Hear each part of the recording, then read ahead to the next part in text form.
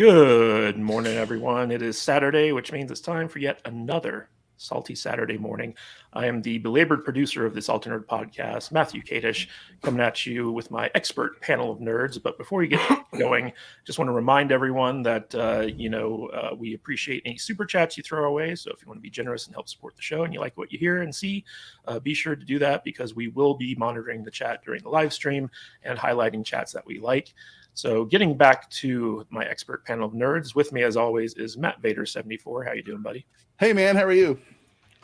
I'm good. I'm fantastic this morning. I'm sort of awake. I've got a little bit of coffee in me, and I've read all my homework, and I think we're ready to go. So I'm very happy for these guys to be here. So yeah, let's do it. Very rare that you do your homework, but I'm proud of you. I didn't do all of it, but I did most of it. You really laid it on thick this week. So yeah, really did. And also our merch store master, Brian from the Popcast. How you doing, buddy? Well, what's happening? I also read all the homework.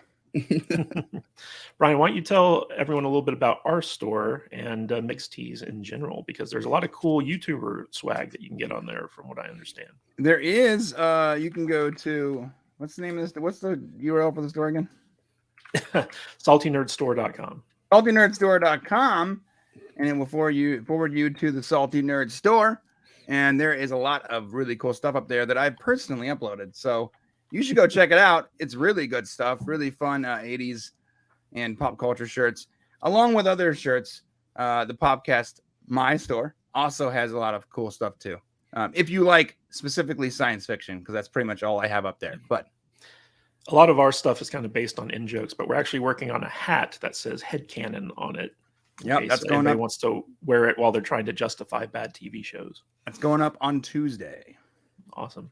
And new to the podcast on Saturdays, at least, because he's been on Alex's live stream before. But our shorts master, the guy who does all of our highlight clips, R to the Icky. How you doing, buddy? Good. Thank you for having me here. This is my first time being on Saturday, so excited to be here. Yeah, this is the fun live stream. Alex is kind of whatever. He's boring. But JT, boring. R2, you actually you pull all of our highlight clips for our highlights channel, which is Salty Nerd Highlights, I believe. Yep. Why don't you tell us a little bit about that? Yeah. Well, the fine people over at Salty Nerd, always seem to enjoy when I would pull like a highlight from their show and ask me to just start doing that on the regular for you guys. So we started a channel called Salty Nerd Highlights, and I try to pull all of the best of moments from every review that you guys do over there. Yeah, and there are just so many that R2 gets overwhelmed every single time we put out an episode. It is. It's always tough because I'm like, that's hilarious, but I'm like, like I've got like 18 altogether. I got to like narrow this down to 5. And certainly last but not least, my good friend, Mr. Reagan, Chris Coles himself. How you doing, buddy? Welcome to Saturday mornings. I'm doing great. Yeah, this is fantastic. I'm hoping children are watching this like they watch Saturday morning cartoons in the 80s. No. That's what this we're lucky if we get adults to watch this, actually. Yeah. Or maybe a few people who actually watch cartoons in the 80s. So, But Mr. Reagan, you're looking quite fit today. Why don't you tell us a little bit about what you've been doing on your channel? Mostly dieting. Yeah. No, I do political analysis, talking about the woke culture. In fact, I have a video coming up about how GTA 6 is going woke, and I have some suggestions, and I'd like to read off one thing that I think could be popular for GTA 6 if they would not go woke, which I think that they should avoid going woke. Lines to pick up feminists. You guys ready for this? Yeah, go for it. Okay. oh yeah. How about tonight we play Your Body, My Choice? Okay, here's another one. That one didn't get a good laugh. We'll try to pick this up. You should call your vagina the patriarchy because I want to smash it. Okay, good. That's a better laugh. All right. How about this one? I'm just trying to be your aborted baby daddy. Oh God. Oh, no, groans. Okay. Last one. This is the best one. Am I about to get This canceled? is the best one. Hold on. This is the best one. I'm going to fill your gender pay gap with my white privilege. Boom. Very Okay, nice. that's it. Very nice. Sorry. That was I'm it. coming with the Show jokes, canceled. boys.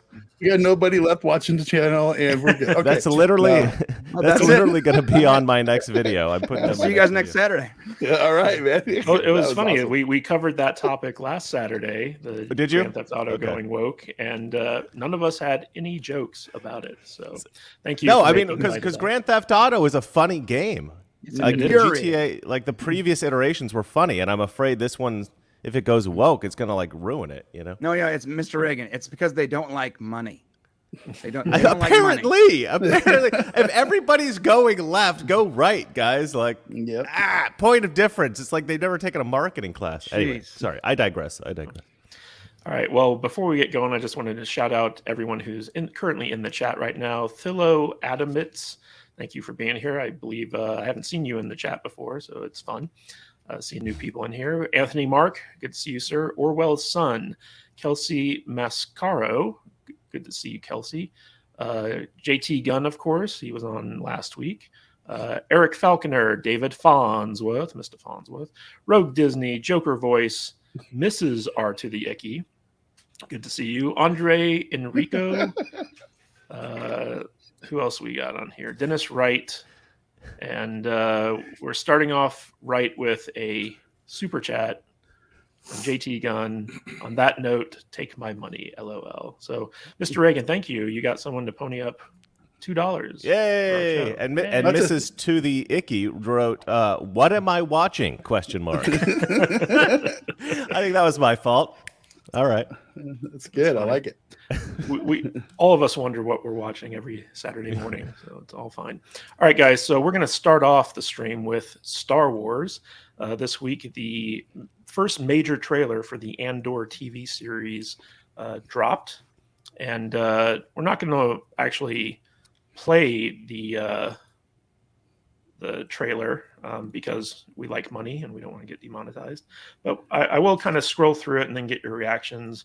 So it's actually, it looks better than any other Star Wars TV show that we've gotten up to this point. That's funny. I Like- wasn't sure if everybody was going to agree with that, but that was going to be my assessment. Yeah, I mean, like it actually has like kind of like movie production quality. Yeah, Special looks great. effects. It does look great, and it's like the first time I can remember like a Star Wars TV show actually looking like Star Wars. Mandalorian's good, but like No, it looks Mandalorian cheap. looks like Star Wars. Yeah, I think Mandalorian Well, I mean, looks good. Mandalorian looks cheap. Book of Boba Fett looked cheap, especially Looks a little certain cheap. I episodes. disagree. And there's no Star Wars theme music. There's no Star Wars theme music. in That Mandalorian. was I agree with Jesus. Brian with the Star Wars theme music part. Yeah. That's the only thing that's Well, the only you gripe don't- I've ever had about. You don't Mandalorian. like the So- didgeridoos and the what's a mazzoblets and stuff as they're being played through the background? So I think before it's we, good, but it's just not Star Warsy. Before we get into your guys' reactions to the trailer, I want to read something that someone in my Twitter chat posted to me, and this is from someone who's seen the first 4 episodes of Andor. Oh, okay.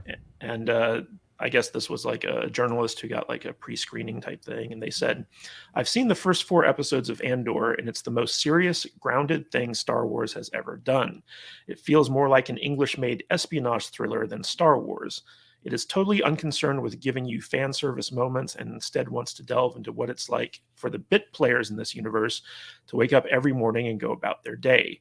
This is not space opera, it's more space drama. It's slow, deliberate, complex, for Star Wars at least, and asks the viewer to do some work. It actually humanizes roles that are traditionally cartoon evil in the Star Wars universe. It's attempting to tell a grown-up story, and I think lots of fans are going to hate it.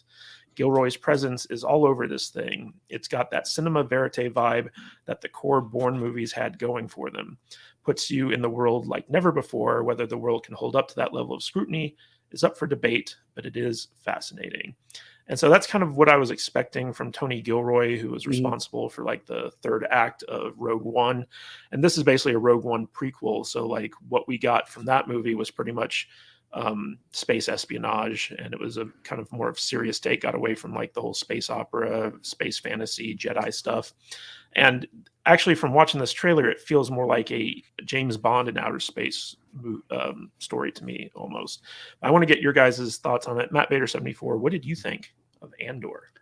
So I've initially been really kind of like far out as far as this show is concerned. I've been really kind of burned on Star Wars. You know, the shows they've been making in the volume, they all felt kind of cartoony and cheap in a lot of ways to me. I know that's kind of a weird thing to say, but I feel like you can tell when something's made in the volume. And with this thing, this feels way more cinematic and real to me. And when they released the second trailer, I was like, okay, this has me intrigued. This looks decent. It looks gritty. It looks like a movie. It looks very cinematic. And that combined with just the tone of the second trailer and that blurb that you just read, I read that earlier today. It's kind of got me to the point now where I'm like, okay, I'm gonna watch this. I'm gonna give it a shot.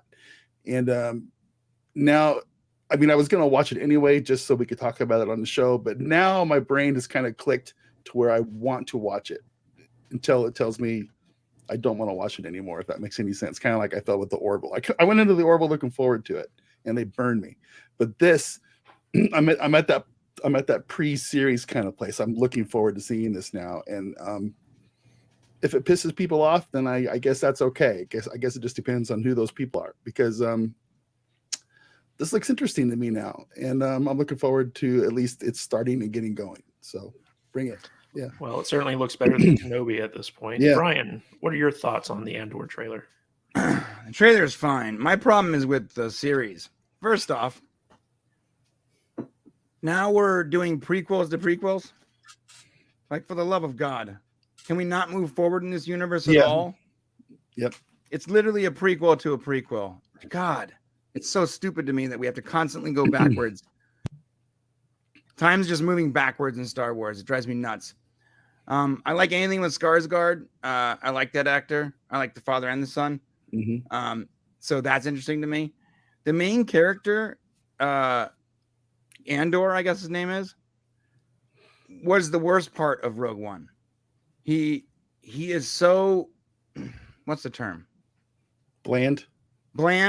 Yeah. Soy boy. He just has no presence. He seems like someone who just has no real spine to him. And that was my problem with Rogue One. I didn't like the character. So to make an entire series about this character. Also, the writer's name is Tony Gilroy. Thank you. Damn, man, I'm bad with names, bro. And Tony Diego Gilroy, Luna is the actor, by the way. Yeah, Diego Luna. Tony Gilroy, and no offense to Diego Luna, maybe he's a nice guy, but his character is supposed to be playing. He's supposed to be playing like the male lead, the masculine lead. There's nothing masculine about that guy, like nothing. At least not in this role. Now Tony Gilroy, and this is my biggest gripe with this proposed series. The trailer does look nice. It looks very cinematic. Looks like the best Star Wars show we've seen in a long time. Except for like as early as like a month ago, the writer was telling the Wrap that he's writing this series as like an allegory for like the Trumpian politics. Dude, I don't understand why this guy is still in Trump's world. Like he's still writing a show because he hates Donald Trump. It's ridiculous. Brian, these people, they can't get out of the whole Trump derangement. They can't. They're syndrome. just stuck It's ridiculous. there. We got accused in a comment of our it was the review we did for the Interview with Lestat the show, Vampire. Interview with the Vampire. This crazy lady comes on there and said we're all Proud Boys and Trumpians because we don't like diversity in our vampire movies. It was really stupid. But you know, Well, these people like I might not be white, so I think that's close. You look very South American today, Mr. But these Wright. That's morons, they're all stuck Yeah. in such a rut and they don't know how to get out of it because their dude is destroying the world right now. And so they got to keep on going back to Trump. So it's nuts. But anyway, like last month, this dude's like, yes, so as it's my duty as like a creative to sort of show the world. I'm like, what year is it right now? Like you understand that Trump's not in office, and so if anything, the allegory, real world allegory you're writing this show for is for Biden. Like, it's just so dumb.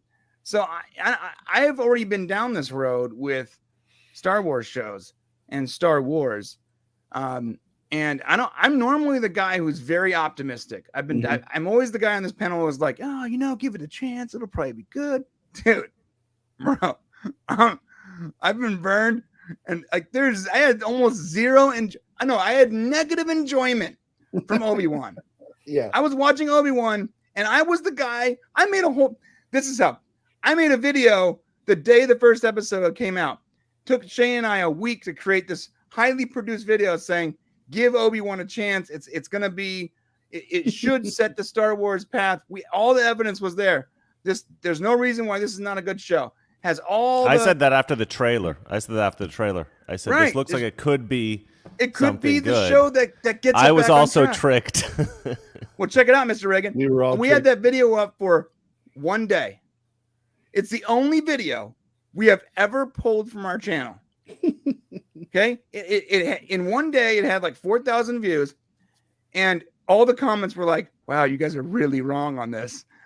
And we watched the first episode, and I looked at Shane. I was like, "Yo, we're wrong, and we're so wrong that we're gonna get flame sprayed." And it's the only video we took down. Like, it's in the member section. You can only watch it as a member. You can only see our shame as a member. And it's the only video I've ever removed. And I've been wrong a lot.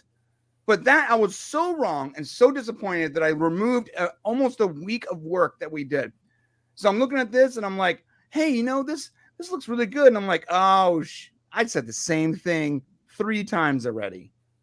Like, I'm sorry. I've said this exact same thing 3 times. They need to hire the people that make the trailers to make the TV shows, because they're clearly better than the actual TV shows. That's funny. But Brian, Star Wars has always been political. Oh, God. Every single time you complain about politics and TV, there's always some nerd there. Actually, it's just always been political. It was always based on Donald Trump. Like, what? George Lucas saw the George future. Lucas said that Donald Trump was his inspiration for the He Emperor. based A New Hope on Roe v. Wade. Okay, There is a young Donald Trump cameo in an episode of Quantum Leap.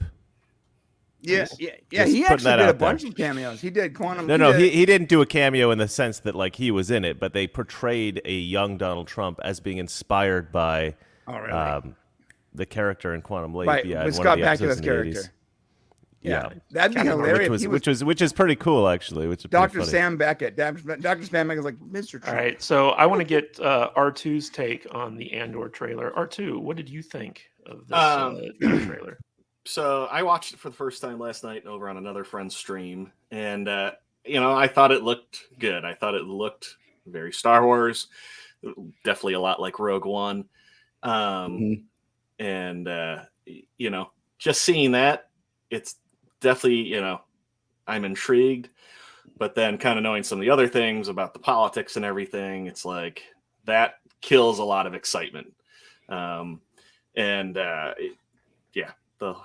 Why are they doing something about Trump? I kind of hate every series that comes out seems to be about what's going on in the world, as opposed to, like, I don't know, maybe show us what the world can be. Like, show us something different. Entertainment is for us to escape, the real world for 30 minutes, 2 hours, whatever. Like, I don't know why everybody wants to just keep reminding you of the same crap that's going on. I don't get it. So, I don't have high hopes. If I'm able to check it out, I'll give it a shot, and hopefully, it's just people talking out of their ass online. It's good, but I guess we'll see when they release it. So, Mr. Reagan, I know that Tony Gilroy is a pretty good writer. He's done some good stuff. What's your take on this trailer, and do you think that the political aspect might be a tad overblown? No, because back during the I will say Rogue One is the best of the Kathleen Kennedy Star Wars sequel type movies. Okay, But at the time they made that movie, and so look, a leftist with a political agenda can make a good movie, right? We've seen this since like the 80s. Yep. You know, it can happen. It's just like recently it's become so unbelievably politicized and crazy and woke and nuts that a lot of the movies are primarily political as opposed to telling good stories. Well, the guys that made Rogue One obviously know how to tell a good story despite being super political. The thing that pissed me off about Rogue One is that the writers came out. I don't know if it was Gilroy or I don't remember who it was, but somebody posted a tweet that specifically said that Rogue One was like a ragtag team of ethnic minorities led by a woman, you know, fighting supremacists who are white, God. right? They wrote that. Do you guys remember this tweet? Oh my God. Oh, No, I it's don't terrible. You remember can that. find it. Sounds You right, can though. find it still, but it's crazy. Anyway, they tweeted that, and I was legitimately pissed off that they would write that. And so as soon as this trailer came out, I'd not really heard about Andor. I saw the trailer, and I realized, okay, this is a prequel to Rogue One. And I started to notice that not only are all of the Imperial-type characters white, they're all, like, super blonde. They look almost Nordic. And they really, you know, it's this bizarre... Excuse me. They've like taken from other kinds of sci-fi in order, and they've merged it with this, and they've really done the same thing. I mean, and I hadn't even heard the thing where he's like, "Oh, this is an allegory about the Trump years or something." I hadn't even heard that. It just pisses me off even more. And I will say, like, there is the possibility that it will be good, you know, because this guy can write some good stuff. But the political aspect to me is so infuriating that I feel like it will probably damage the value of the show. I feel like people write stuff like this for two reasons. Because they're basically trying to point to white people and be like, you're racist. And like, you shouldn't be racist. You should be a good person. Yeah. If you're racist, you're like the Imperial troops. That's what you're like. Yeah, so Stormtrooper. Americans, stop being racist and be good, right? And the only reason God. you would do that, there's only two reasons why you would do that. One, to signal your virtue, right? To go to your Hollywood cocktail parties and be like, look what I've done. I've done this magnificent show in which I point to the Trump supporters and I say, you're bad Trump supporters. You're very bad. Stop being so bad. Be good. Stop being racist. And then all our cocktail party friends could be like, oh, you're so beautiful. You're so woke. The other reason you would do it is genuinely for like social change. But you've got to be completely delusional to think that every Trump supporter is like a racist, sexist, homophobic. It's just not. I'm 42 years old, right? I lived all over the country, and I've met conservatives of every stripe, having the show that I have, and I can tell you, I've never met a racist Republican. But there's this bizarre idea that this exists. So they're either completely. Look, nobody likes to be lectured to. Nobody likes to be told you're a racist, you're a sexist, you're a homophobe. Nobody likes to be told that. So if you're telling your fans that in the show that you're making that you want them to watch, it's not a smart thing to do. But if you're just doing it for your own sort of like ego stroking, like, for the cocktail parties in Hollywood, that's very self-serving. Nobody likes that either. So the entire sort of woke thing being jammed into these Hollywood projects, the people who are going to go watch it, the fans that are going to go see these shows or are going to go see these films, we're all going to resent the filmmakers who inject this crap into their movies. So just stop doing it. Anyway, sorry for the rant.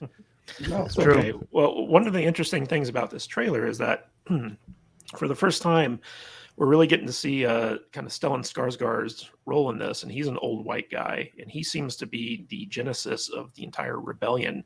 He's going around, he's working with Mon Mothma, he's recruiting Andor, he's kind of like a spy within the upper echelon of the Empire, and it's kind of interesting. I don't know how political this show is going to be, but just from a purely Star Wars fan standpoint, the trailer got me excited for it, and I'm looking forward to watching it.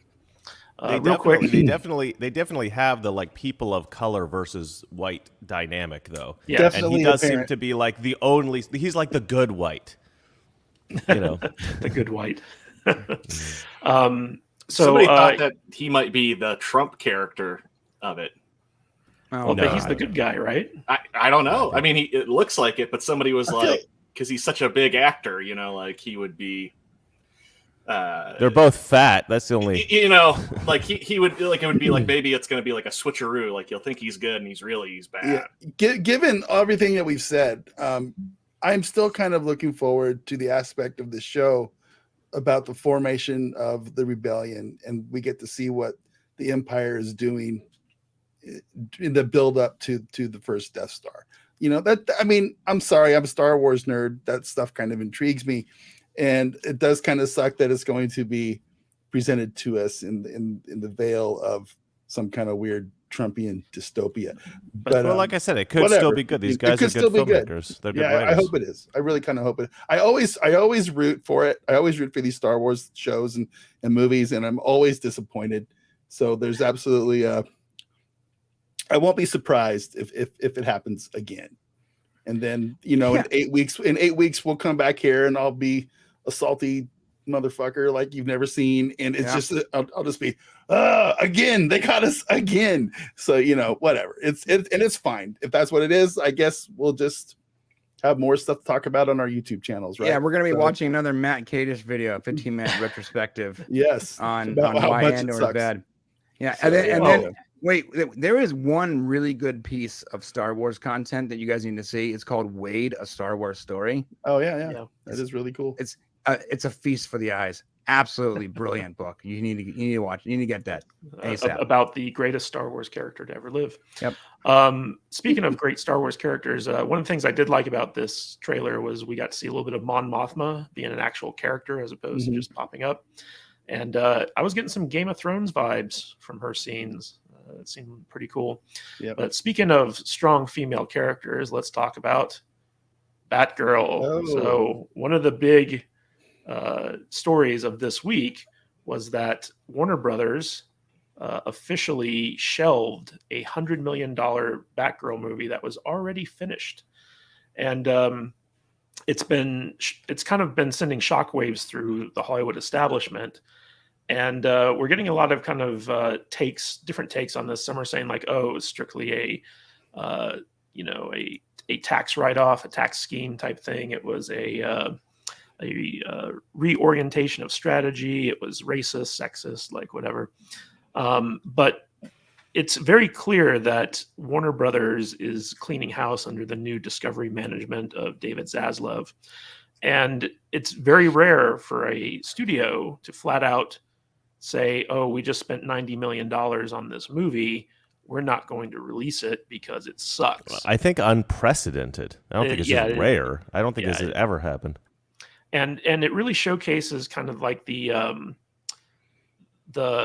respect that the new WB management has for their DC properties, where they're basically like, look, this is too cheap of a movie to release in theaters. It's too expensive of a movie to release on streaming. The test screenings were terrible. It's not very good. It's not the direction we want to be taking the DC universe. So we're just not going to release it. And this was not the only movie they decided to do that to. There was also a Scooby-Doo sequel that they decided not to do this with. And they've taken down quietly a bunch of direct-to-streaming originals for HBO Max because they just weren't up to their quality standards. But the internet's been going crazy over this story, saying stuff like, oh, like release the Batgirl cut, like people like there was no buzz for this movie leading up to this announcement. And now you've got like weird DC Snyder stands out there saying like, oh, we want to see the Batgirl movie. And I want to see it because it sounds so bad. Yeah. And it's an interesting move from Warner Brothers, because not only did they shelve this, they also canceled the Wonder Twins movie that was in development. And good. That was a stupid idea. Yeah, who wanted to see that? Good and Lord. the whole kind of philosophy behind David Zaslav's take on this, and last week we even talked about how he brought on Alan Horn, who used to be the movie guru over at Disney, and he's been advising Zaslav, and basically they've been saying that they're wanting to treat their DC properties with more respect. They're spinning the DC studios off into like their own division, as opposed to having them be under the Warner movie banner. So like it's going to be more of a Marvel kind of structure over there at DC going forward. And I think that this is a step in the right direction for Warner Brothers, but I want to hear your guys' take on this. Matt Bader 74, what do you think of Batgirl getting canceled? Can you Wonder Twin powers activate me? Like, can it be the form of an ice bucket, and you can be what? Form of a YouTube play button. No, man, I don't know. This is all so much above my area of understanding that all I can do is be a fan and kind of sit back and watch where all these chips fall. Because I don't get it. I'm not a business guy. I don't understand all the taxes and we're just gonna access $90 million for a tax write-off and then it gets buried to where nobody can see it ever again anywhere on streaming or anything. Okay, fine, do that. It seems to me though more like he's going into these projects and he's like, well, this is dumb, this is dumb, get rid of this. This isn't the right character. But why do we have Michael Keaton coming back? That dude's 70 years old. Get rid of that. It just seems like this guy's coming in and making common sense decisions. Yeah. You know what I'm saying? I read a thing in one of these articles that Michael Keaton's Batman was supposed to be a Tony Stark, Nick Fury type character for the DCEU going forward in this big long series of movies that they're thinking about putting together. Well, Michael Keaton is 70 years old now.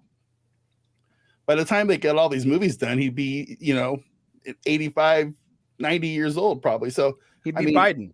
I know everybody wants to see Michael Keaton come back, but I really don't. I don't like to see old people come out and being taken advantage of. And I know it's not really taking advantage of them, but who wants to see an 80-year-old Batman? Do we want, like maybe if they did a Batman Beyond thing for a few cameos, but other than that, no, I don't need wise old Michael Keaton playing Batman. Give us if you want to bring him back now, do a Beetlejuice remake or something. Cameos are fine. Literally nobody agrees with you, Matt. I know, and that's okay.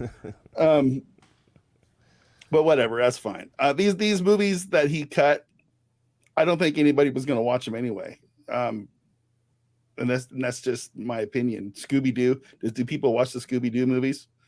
I mean, my 7-year-old does. Right. Give me your Scooby snack. Give me my weed brownies and we'll go catch a ghost. That's Scooby-Doo. Yeah, man, these things is so funny and goofy to me, and watching everybody lose their mind over this is actually kind of fun. Zaslav probably needs to do some more chopping, and the DC movie universe needs a really big axe taken to it. They need to cut it down to the bare minimum and start completely over. If they want to keep Gal Gadot and Jason Momoa and Cavill, fine, build out from there. But man, there's some damage has been done to that stuff, and it needs to be fixed. So R2, basically the Batgirl movie started off as a Joss Whedon project, and then Joss Whedon stepped away and it got turned into what it was. Do you think that this is just David Zaslav trying to eliminate any remnants of the Snyderverse and taking DC into its own direction? If they hadn't filmed it, maybe I think that, but the fact that they, essentially completed it, and for them to scrap it, not even to put it out on streaming, just says to me how bad this film must be. I don't think it's to get rid of that. Like I said, I think if they were in pre-production, or maybe they were getting close to shooting, or maybe had just started shooting and went, you know what, we're not going to do this. That would be, maybe that where they're like, we're starting a whole new slate. But I think the fact that this was a completed film, and for them to scrap it just says how bad it is and how little faith that they had that not only they wouldn't release it in a theater, they wouldn't put it on streaming or anything. Well, keep in mind, this was also a project that was developed and shot under the previous management of Warner Brothers, which was AT&T and Ann Sarnoff and some other guy, Walter Hamada. So like it's not unusual for like a change in leadership at studios to come in and kind of get rid of the projects that their predecessors made. But it is kind of unusual that a completed movie would just be completely shelved and said like, oh, we're not releasing this. Mr. Reagan, what is your take on the studio politics behind this? Well, first of all, I want to say that there is a rumor that I'm sure you've all heard that they actually killed off Michael Keaton's Batman in this movie. And that was, I don't know if you guys heard that it was Doomcock put that out there. I That's know, Matt, inaccurate. you don't always think that his, it's Doomcock giving something inaccurate? I know Wow. you guys don't always agree. No. I think that's, I talked to someone that watched the screen, that was in one of the screeners. you did. Yeah, he didn't die. Well, so anyway, so that could have been something if that's actually true. You don't think that's true, but that's a rumor he put out there. Look, this was certainly obviously something that could have been detrimental to the Batman brand. It was definitely woke. We know it was woke because, well, first of all, they made a black Latina Batgirl. I mean, Latina is a redheaded white girl, right? So everything's going in that woke direction. Apparently the best friend of Batgirl in this movie is a trans woman, so it's like a dude with lipstick. And they were trying to push that message. So we know that it's woke. We know that it's woke. The writer, Christina Dodson, I think is her name, right? Yeah, Hodson. Christina Hodson. She wrote the screenplay for Birds of Prey. And okay, I don't know what you guys think of Birds of Prey. I thought it was laughably bad. I thought it was so bad that I was watching this movie genuinely laughing at how crap it was and just shaking my head the whole time. So, it got good reviews because I think it was like a female director and a female writer and female, feminist crap. So it was well reviewed. But did anybody actually like Birds of Prey? I don't think so. So you bring in this writer who has got a track record of being crap, and then they bring in these directors, these Muslim directors called like Abil and Balil or something like that, and they made the recent Bad Miss Boys Marvel movie and Bad Boys for Life. Yeah, right. I don't know if you guys saw Bad Boys for Life. I did see that movie. Unfortunately, I did. Yes. Oh my god, it was like it was a hard movie to watch because I mean I wasn't like a huge fan of Bad Boys, but they were good movies. I mean, and they were just like destroyed with this new film. And I thought, okay, so you got these guys who made this the D-level Michael Bay impersonators. Yes, that's exactly what it was. And so I'm like, okay, That's a really good description. Go ahead. It is. It's so good. Okay, you got these filmmakers who are doing obviously crap work. You've got this writer who's done obviously crap work. It's like if you want to teach a class about how to make a bad movie, just do a class about Batgirl. I mean, like, how could you not see that this was going to be a flop? This is going to be terrible. I don't know, but it is shocking that they pulled it. I can only believe. I'm just like, I feel like there is a hero here in Zaslav, though. I think we all kind of look at Zaslav and say, okay, there's hope for Hollywood, And the good thing about this is maybe this is an indication of the direction that Hollywood's going to go. I do think we're at an inflection point. I don't think it's going to go totally like normal, but I do think there are at least some producers out there who are waking up and realizing like getting woke does, make you go broke. All right. Yeah. Well, before we get to Brian's thoughts on this, I want to show you guys that one of the directors, Adil El Arbi, released a photograph of Batgirl on Twitter. And this is what he released. So you got Michael Keaton's Batman right here. Oh. You got the In the Heights Batgirl. And at first I thought this Ronald was like McDonald a character in the middle. Oh, yeah, I thought that this was a character in the movie, but this is actually Adil El Arbi, the co-director of the film. You can tell he's got like a little coffee cup there. But he's dressed in such a way where I was like, is that a character in the movie? I know, what's right? Going on Is here? that the Riddler? The Riddler. Well, before I knew J.K. Simmons was in it, I thought that was Commissioner Gordon when I saw this. Oh my god, that would have been hilarious. And it's funny because J.K. Simmons plays Batgirl's father, Jim Gordon. Right. So I guess she was adopted in the movie. Are we sure that's exactly? Are we sure that's Michael Keaton? Because yes. it looks like a Battinson's stunt double from the other Batman movie. It says here Michael Keaton's Batman. Uh-huh. So, yeah, it's Michael Keaton in a Halloween store Batman costume. Yeah. Brian, what's your take on Batgirl getting shelved? Yeah. Well, there's a couple things to it.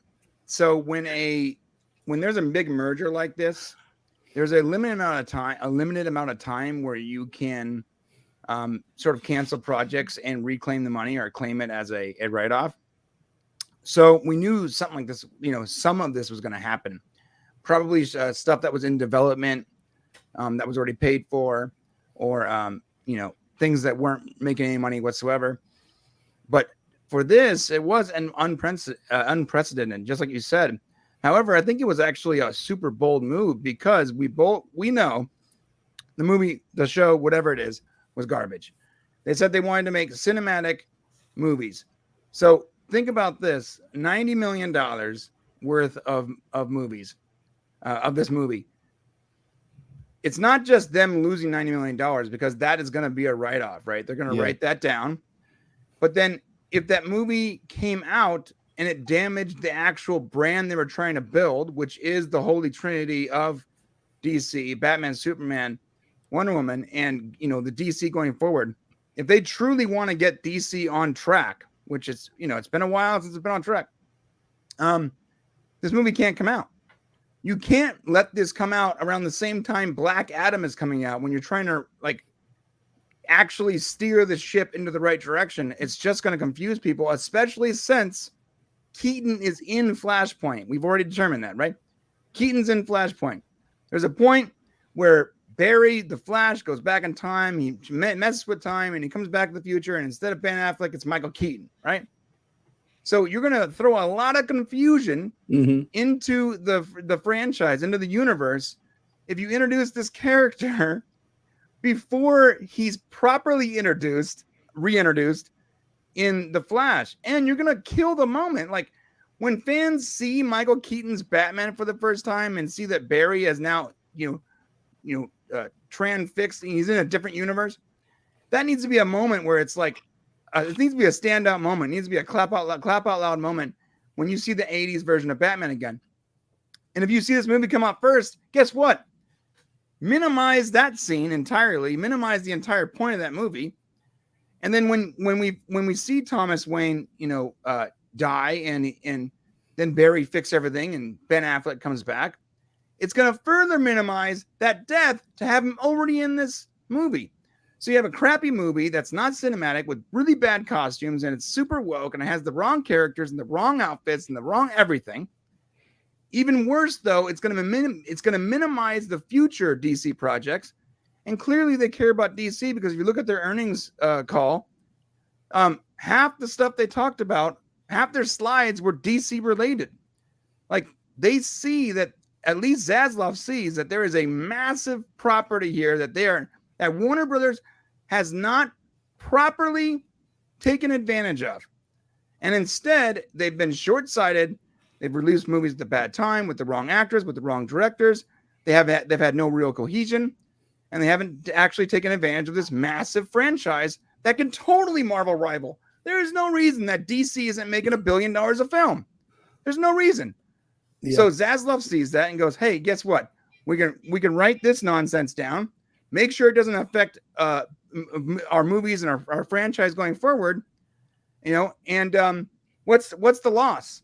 Are they actually taking a $90 million loss? I don't actually know they're not, because it's going to cost them another $30 million to put it out. No, it'd be more than that. Yeah, so let's say they don't market it at all. Marketing, it was going to be a lot. Yeah. Right. Let's say they just dump it on HBO Max. Even then, there's costs involved. So just write it down, get it out of the way. It was the previous administration; they made mistakes. Let's knock this out. And you have an actual chance when you first merge like this to write a bunch of stuff down and sort of rewrite the ship. And I think it's bold that Zaslav is doing that. And I actually feel way more confident in the future of DC that he's making these decisions, especially after the earnings call when when they were literally like praising the fact that they need the DC on the right path and that nothing's going to come out that's not good. I love that he had that sort of underhanded statement where he's like, we're not going to just put movies out to like meet a quarter, right, or to get a deadline. If it's not good, it's not going out yet. It's going to come out. It does seem like he's cutting fat and he has a vision for where he wants the DC movies to go. And you know, I Right. think, The fans have a champion. I feel like the fans Yeah. have a champion. yeah, exactly. Feels that way. Well, man. It feels that way. he's also being advised by Alan Horn, who is the guy who basically orchestrated the Disney slate under Marvel and Pixar. And Huge, great uh, decision. yeah, The guy's a so master.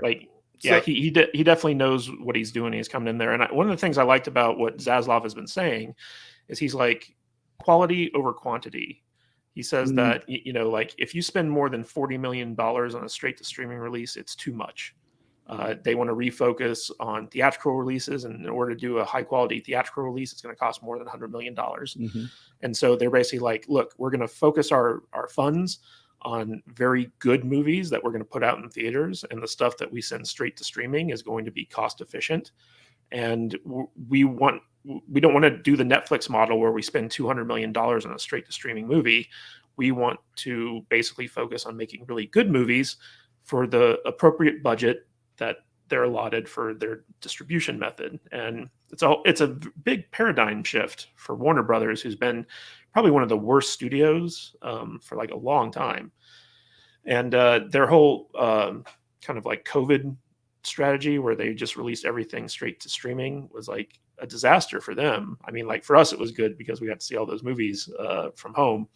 But for Warner Brothers, they had to pay out the nose to all the Right. creatives involved in that stuff. And it's nice to see a studio executive who's not afraid to come in and just start making these big hard calls So- for the sake of quality. I got a question. Is he going to release this fiasco of a Flash movie? Yes, What's going to happen there? Is that No, going to yeah. be like? Is it? Are we too much invested in this to where they can't not? No, release it? he said that they saw that movie and it was really good, and they're just making changes. And I think the changes they're making, and this is brilliant, and if I'm right, I think the changes they're making is that they're re-adding Ben Affleck's Batman. Right. So before the movie, the Flashpoint paradox was that he changes history, whatever, and that's what erases like a Henry Cavill's Superman and but Ben Affleck's Batman. disregarding all of that stuff, isn't Ezra Miller beyond salvation here? Well, you're You know totally what I'm right. saying? You're totally right. Nobody Some of these wants reshoots, that guy is poison. So some of these reshoots are including people in Flash costumes. So are they reshooting stunt, or are they reshooting to actually create a change? Because yes, he's poison. Someone said like release the Ezra cut. Like what would it be? Just like some dude freaking out for like 2 hours? You know, you're right, but possibly some of the changes, because they said the movie is fantastic. The screener's good. We're just going to make changes. He literally said it's good. We're going to make some changes. Well, why would you make changes? You would make changes because the direction of the film is wrong, and and probably your star is nuts. So they might release this. They might be de-wokeifying it a little bit. Yeah. That's That possible he too, really and does realize, you know. they might be moving it around a little bit to sort of segue Ezra out of that role. Also, keep in mind there's more than one Flash in the DCEU. So if they want to sideline Ezra, they can just say, "Oh, we're now going with Wally West Flash," Oh, or something okay. like that. I guess so. Yeah, that's So, the like- better Flash, anyways. Yeah, They'll so, probably like, do that. Yeah. Yeah, they could reorient that way, but I think it's a smart move to get away from Snyder's vision of the DCEU going forward, because he was just a mess. Speaking of which, let's talk about WB's plans for the DCEU going forward. So basically, as Brian mentioned earlier, there was this earnings call that David Zaslav was on, where he basically outlined a 10-year plan for the DCEU, which is very similar to Marvel's playbook, of course, shepherded by Alan Horn, who was the one who kind of designed the Marvel playbook to begin with. But Zaslav was very kind of adamant that he's doing this to protect the DC brand. And he says, you look at Batman, Superman, Wonder Woman, Aquaman, these are brands that are known everywhere in the world. We've done a reset. We've restructured the business where we are going to focus, where there is going to be a team with a 10-year plan focusing just on DC. We believe we can build a much more sustainable business this way. And I'm so happy to hear this. So like basically Zaslav has come out on record and said that they're going to be like using Superman as the linchpin for all the DC movies going forward. There's going to be a heavy focus on Batman, Superman, and Wonder Woman. They're not going to be doing these like weird offshoots like the Batman or the Joker and stuff like that. They're going to try to keep everything centralized under a team that is looking at the meta story and kind of like managing everything like a Kevin Feige would, just to have some continuity with this stuff for a change, instead of like all this weird, like you even have Snyderverse stuff like Wonder Woman 1984 that is supposedly part of the DCEU, but kind of goes in its completely own direction. So I like the idea that they're going to spin DC off into their own division. They're going to focus on quality over quantity. They're going to focus around Superman and have like everything kind of be in his orbit. I really like what they're suggesting here. They're also moving away from the streaming model. So Zaslav came out and said that basically he believes that the theatrical release model is ultimately superior because it gives you time to build up fan interaction. It gives you time to build up hype. And then when those movies go from the theater to streaming, they get better received on streaming because there's more value associated with them. And so they're going for a theatrical model and then a streaming model, as opposed to AT&T's strategy, which was all streaming all the time. And they're also getting rid of the HBO Max Originals division, where basically they're saying like, hey, HBO's been making killer originals for decades. Why do we have a separate division just for streaming originals? We're going to merge that with HBO, and we're going to have HBO take the lead on all of our original series and stuff like that. And they're really moving away from the Netflix model. They're like, we're not going to be doing $200 million direct-to-streaming releases. Anything more than $40 million for an original is too much. We're going to focus our money on big theatrical releases as opposed to streaming releases and all that stuff.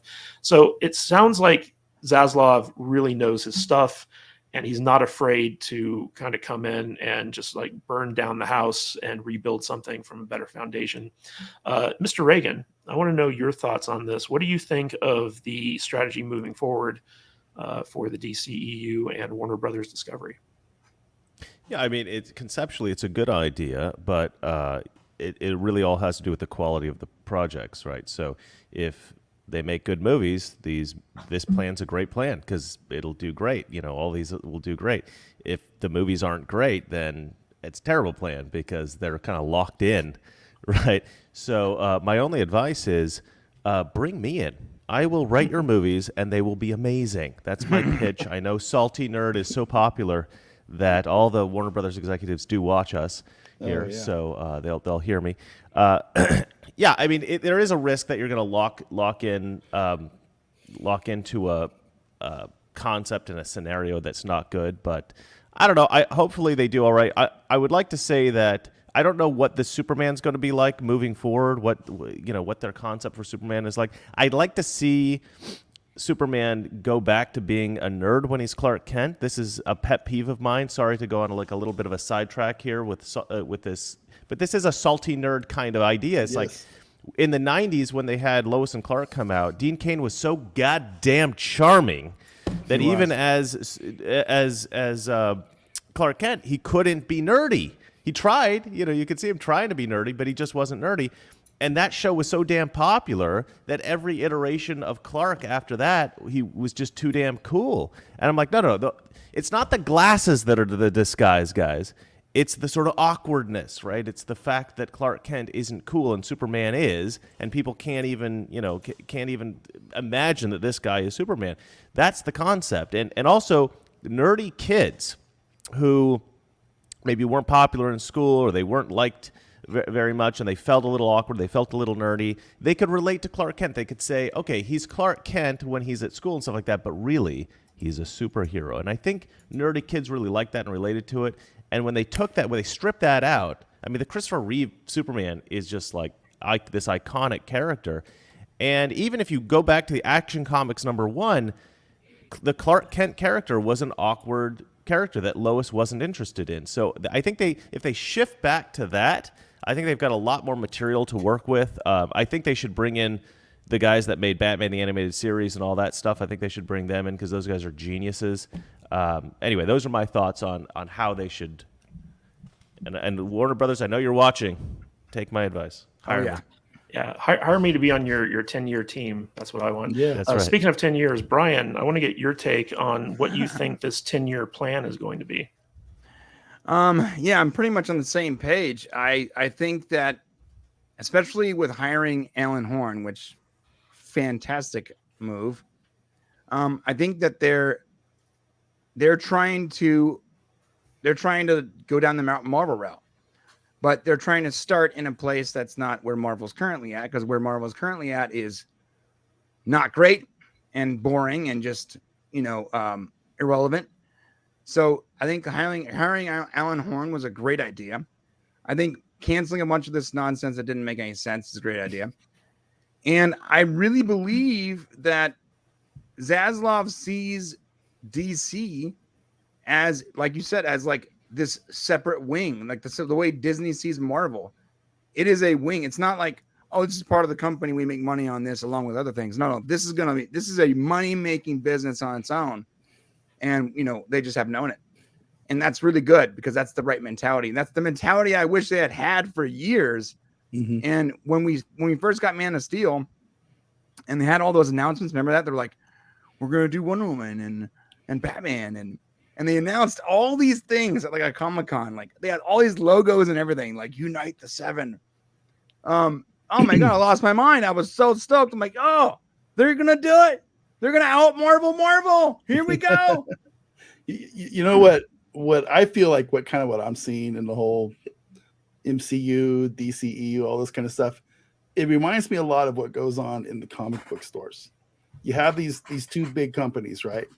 And they're spewing out comic book after comic book. This comic book turns into the main comic book plus its two spin-offs. You have Spider-Man, Amazing Spider-Man, Peter Parker, the Amazing Spider-Man, the Adventures of Spider-Man's second cousin, and then all these other comic books start doing the same thing. And then you have the gold-plated covers and the special draw your own cover variants and all this kind of stuff. And and they just get worse and worse and worse, right? And that's why I quit collecting comic books years ago, because I just couldn't keep up and they got too expensive.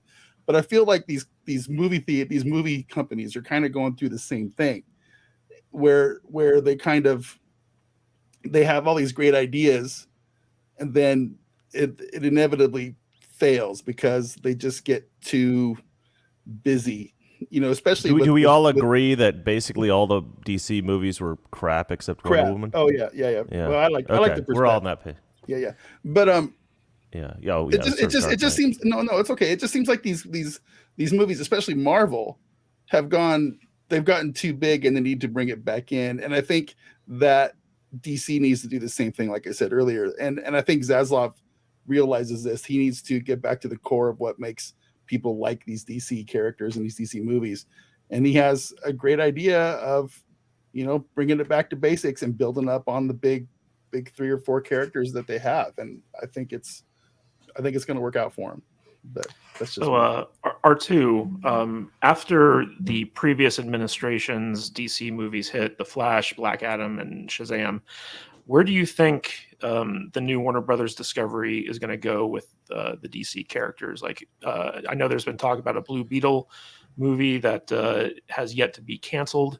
So like it's still going forward, but it sounds like with a reorientation around Superman, a new Superman movie would be a no-brainer. But how are they going to square, Ben Affleck's Batman with Pattinson and the Matt Reeves Batverse? Yeah, it's a good question. I don't really know. I'm not as big of a DC person as Marvel, so to kind of know what characters that they might do things with. I feel like the Shazam series is popular. Yeah. Hopefully they'll integrate that, and because there was all these, in the first movie, there's a lot of hints to Superman. Yeah. So I think it would be cool to kind of have something happen there. I think the way that they first did it, they kind of wanted to be the opposite of Marvel. It just didn't work with kind of having everybody together and then them branching out.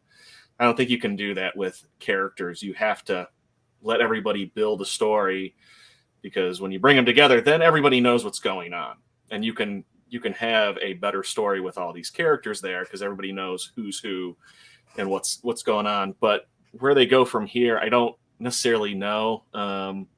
Do you think they're going to stick to the build up to Darkseid? I don't think they'll do Darkseid again. I like Darkseid. I think he's a cool character, but I'd like for them to do something else. They're going to work their way up to Darkseid.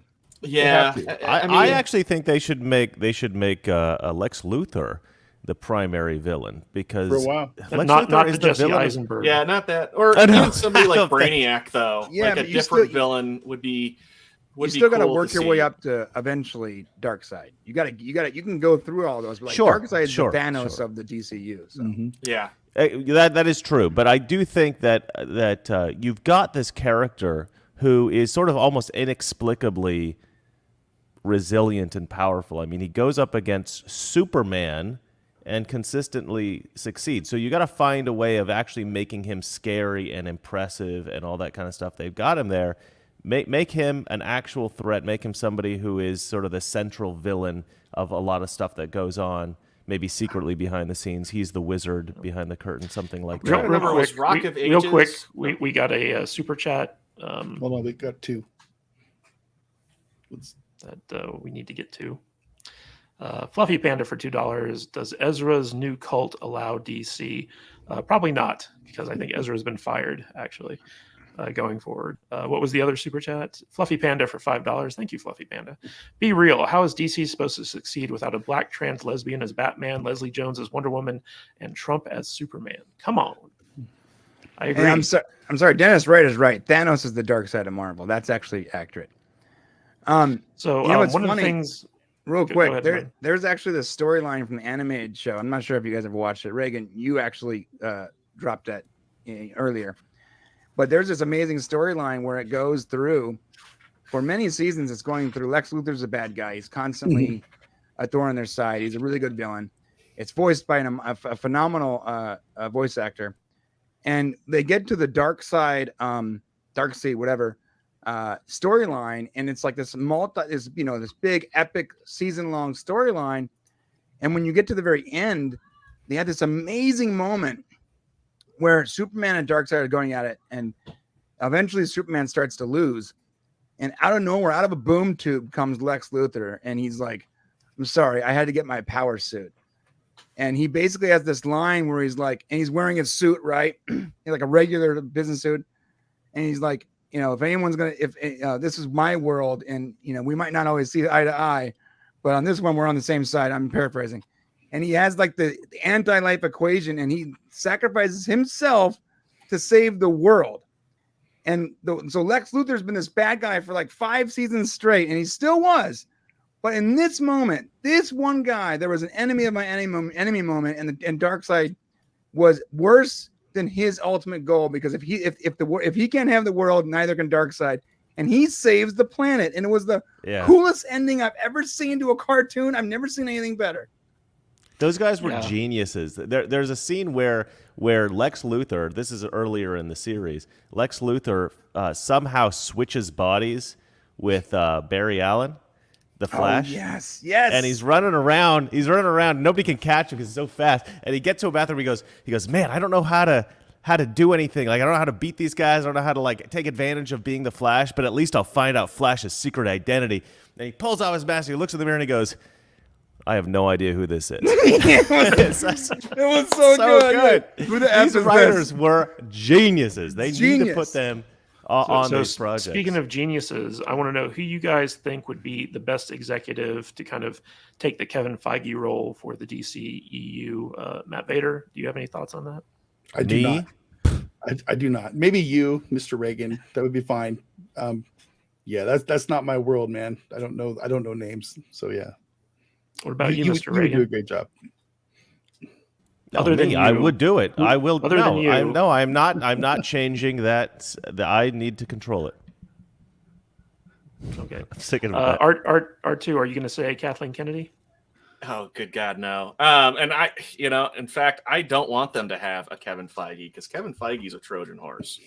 He is not who he is. I mean, with all the stuff he's doing, I think other people were behind the success of the MCU, like Jon Favreau and the Russo brothers. I mean, even Joss I Whedon, agree. I think I agree with this. Had a much bigger hand in that success and mapping it out. And I think Kevin Feige is just more of the idea man who went, you guys, let's make a Marvel studio and, we'll make all these comic book movies. But he's not the comic book fan that he claims to be. Let's put it that way. That's my opinion of it. So I'll say that Kevin Feige's real skill was the overall strategy of like what characters to bring into the movies, how to utilize them, where the story was going, what we're building up to. So like he was kind of like the overseer of like the entire strategy for the studio. And yes, you're right. The individual filmmakers who made the movies were big contributors to that. But there needs to be someone at the wheel kind of like making the yes and no calls. Brian, who do you think that should be for the DCEU? If it's not Mr. Reagan, then I'm going to go with the dark horse option. I think Dwayne "The Rock" Johnson and $7 Productions. Why is that? Because they have their finger on the pulse of DC. They love DC. The Rock has been trying to get in there for years. He finally has a shot at it. And the people that he has at $7, first off, they're really good at making fun movies. And they're all DC nuts. Like every one of their tweets, their Instagram posts, they're all crazy about DC. And just this one movie that they're dealing with and Shazam, they've gone full tilt in the promotion of this. I believe that if, and The Rock has stated on multiple occasions that he wants to be a part of the franchise. How great would it be if they were like, hey, listen, Black Adam, you want to, you and your production team want to help sort of guide the ship, the DC ship? Because you're right. I think Feige's a dark horse too, R2. But I believe that having that one hand to sort of guide the franchise is really important. Because if you have too many people in charge, you have all these incoherent storylines. So too many cooks in the kitchen. So I would rather have one. Sorry to interrupt. I would rather have one decent cook than 15 amazing cooks when it comes to a franchise. Because at least can I ask you guys if you actually liked Shazam? Because I feel like it had potential, but I feel like it kind of fell apart at the end there. I loved it. I loved it. Did you? I don't understand why it didn't make more money. I think that it didn't make more money because it didn't have it came out at a time when everyone expected the universe to be ending. I thought it had its moments, but I didn't really enjoy it a whole lot. I'm the same with Matt. Yeah, I like the actor because I really like Chuck. Chuck was a great show. Yes. I don't know if you guys watched Chuck. Love Chuck. But I also have a friend who dated him. So. Really? I could probably call him. Yeah. But yeah, he's great. Yeah, I love that actor and I love that movie. And I believe it didn't get as much love as it probably could have gotten because it came out around the time where every comic book movie was about the world/universe ending. And it was this big, it was a smaller story. Right. This story was much smaller and it was probably a little harder for the average fan to get on board with. This kid, he says a word, then he becomes them. But I think it works. And I think that but the ending with all his friends, his adopted friends that that all get powers, it was rushed. They should have saved the family for the following movie. Mm-hmm. Yeah. So I have two ideas for who I'd like to see Warner Brothers tap to kind of oversee the DCEU going forward. And I think it needs to be someone who has actual producing experience and someone with good taste creatively. And those two things are very hard to find in Hollywood. My first idea is Neil Blum from Blumhouse. He's over at Universal. He's kind of like their horror movie guru over there. But he's a guy who really kind of understands the genre he works in. And he's good at kind of like sensing what a good movie is going to be. And he knows how to plan out, franchises and stuff like that. So I think he might be an interesting choice. But another choice is to tap into someone who's got experience doing show running on TV because they're a producer and a head writer. And I think that Vince Gilligan, the creator of Breaking Bad and Better Call Saul, would be a great choice to bring in to oversee the DCEU because he's a fantastic storyteller. He knows how to plan stuff out. He knows how to kind of like create like meta strategies for his shows and stuff like that. And he's got experience producing stuff. And so I think those two choices would be who I would tap if I were in Zaslav's place. But regardless of who's going to be leading the DCEU, we've got Sylvester Stallone, who's out there ragging on his very own creation because he's no longer involved in it. And this story kind of came out of the blue, and it got a little bit overlooked, but I want to talk about it a little bit, which is basically MGM, which is now owned by Amazon, is planning to not only make another Creed movie, which is going to be directed by Michael B. Jordan. They're going to do a spin-off about Drago, starring the original Ivan Drago. Awesome. Dolph Lundgren. But it's well known that basically in order to get the original Rocky made and star in it, Sylvester Stallone had to give up all of his rights to the character. And for years, this has been a huge sticking point for him. And when he found out that Drago was going to get its own spinoff, and he's also been trying to get like a Rocky kind of original streaming show off the ground as well. But because of his lack of access to the rights, he hasn't been able to do it. So when he found out about this, he went on a tirade on social media. On his Instagram account, he said, "Another heartbreaker, just found this out. Once again, pathetic 90-year-old producer and his selfish, useless children are once again picking what is left off the bones of another wonderful character. Seriously, how do you weasels look in the mirror? I am sorry to the fans. I apologize to the fans. I never wanted Rocky to be exploited for this greed. Hashtag no shame, hashtag sad day, hashtag parasite." And then he also posted a message that said, "Return my rights, bloodsuckers." And then he tagged Dolph Lundgren and said, "Dolph, why? Not a phone call?" And Dolph Lundgren responded, and he basically said, like, "Dude, I had no idea you weren't involved in this. I thought that not only were you producing, I thought you were going to appear in the spinoff." There's been a little bit of fallout around this in the sense that Sylvester Stallone made such a stink that that fans are kind of forcing Irwin Winkler and his kids to, possibly kind of kowtow to Stallone's demands and maybe return some of the rights to him or something like that. But as of this point, Stallone has pulled out of Creed 3. He has nothing to do with the Rocky series. He's kind of calling for a boycott of anything Rocky related until he gets his rights back. What do you guys think of this? Is Stallone being unreasonable, or is he completely justified in doing what he's doing? Or to the icky? What are your thoughts? I mean, I can understand wanting to have at least some rights of a character that you created and, essentially your career is built on. At the same time, I mean, some of it seems to be a little childish. I mean, anytime somebody throws a shit fit on social media over something, it's just you're screaming for attention.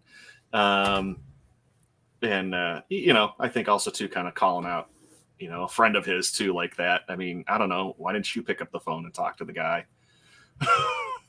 If you expected that in return. So right. Yeah. You post on social media, dude. Yeah. I mean, a child. It's a two-way road there. So like I said, I mean, I can understand him wanting to have something that's near and dear to him, but at the same time, he certainly could have handled that maybe a little bit better. Yeah. Well, I know that Dolph Lundgren, he had no idea that Sly wasn't involved. So it's like, why would he call him? Matt Vader 74. What do you think of this? Do you think a Drago spinoff is a good idea? And do you think Sylvester Stallone is justified in being upset about it? So I'm going to echo R2 just a little bit. I feel like there's a lot of sour grapes going on here. I mean, yes, Stallone made a very poor business decision back in the day when he gave up his rights to the Rocky stuff. And he admits that. I think he admits that he was just wasn't the smartest dude when he did that, and it was a bad business decision. But yet he's somehow stuck around with it for 18,000 movies and been involved heavily. I think he wrote most of them and he's produced them and, starred in them and stuff, so, but at the same time, I get it. Why would that guy want to give up his cash cow as his rights to this very popular franchise? I mean, who doesn't love Rocky? I mean, if I was Mr. Winkler, I would be saying, sucks to be you, man. That's business. Right. I don't know what to tell you. Yeah. You've signed on the wrong dotted line 40 years ago or however long ago it was. The temper tantrum on Twitter, whatever. I kind of understand that as well. I mean, he's being a celebrity. He's using a device that is used to do that very thing. So it is what it is, whatever. As far as the Drago thing, they're making a sequel, and I know they brought him back for the movie a couple years ago. I haven't watched that movie yet. I was done with Drago with Rocky 4. I love Rocky 4. It's my favorite Rocky movie. I'm not going to lie, but I was done after Rocky 4, and I've kind of felt like they dragged the series a little bit long with Rocky 4. I mean, they didn't make 4 movies in a series even back then. And the movies got kind of weird and kind of dumb, but Rocky 4, I do. It's a campy, cheesy, fun Rocky movie, fighting against the evil Soviets. And I was done with Drago after that. I didn't need him to come back. And we certainly don't need a Drago series making him a sympathetic character and us all feeling it would be a movie about his son or whatever. So yeah, I think they did that with the last movie. So why do we need more? It just seems like more of a let's just squeeze them for every dime that we can get out of these people who like Rocky. So yeah, it's a cash grab to me, I think. So well, I will say Irwin Winkler had to mortgage his house to get the original Rocky made. So he took a big risk on Rocky and it paid off for him. So I do believe that he might be entitled to some of that reward, but yes. Sylvester Stallone feels taken a little bit advantage of. Brian, what's your take on this? Sly, my dude, come on, coming out to Twitter like a 19-year-old college student. First off, he's extraordinarily wealthy. He's made a lot of money off of Rocky. Maybe not specifically because of the rights that he doesn't have, but he built his entire career off that franchise. That's not only did he put his person on the line for, but other people did too, like the person who owns the rights. It's like he can even be a little more grateful to the guy that he doesn't have the rights because that was the contract, but the dude also put his own. What was it, his mortgage up for it? He put his own time, money, and effort into it. So it wasn't like it was only on Sylvester Stallone.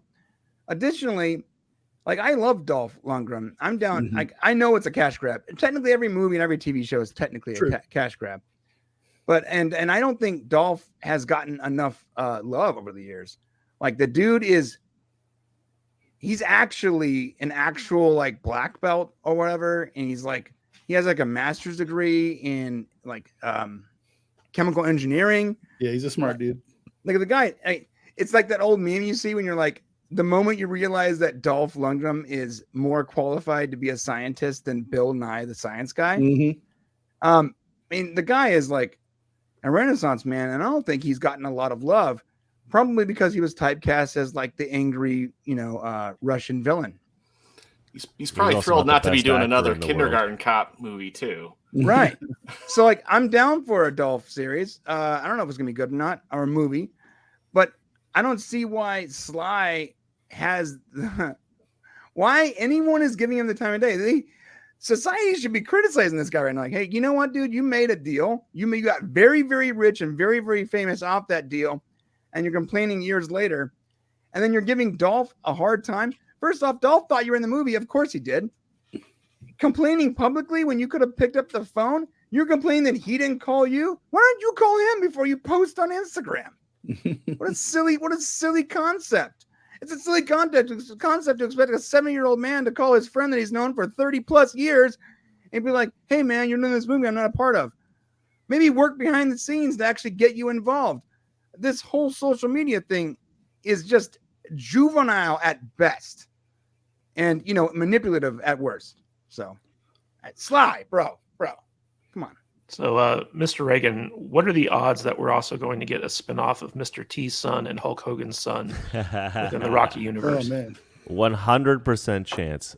Look, you know, it's a little bit of a weird thing for. I love Sylvester Stallone, but for him to criticize other people for cash grabs is, to me, is like really weird because isn't basically everything after Rocky 4 a cash grab? And like Rambo, he's still doing Rambo movies and the Expendables 14 coming out pretty soon. Yeah, exactly. I mean, he's like so. the king of cash grab movies, so it's bizarre that he would criticize somebody else for that.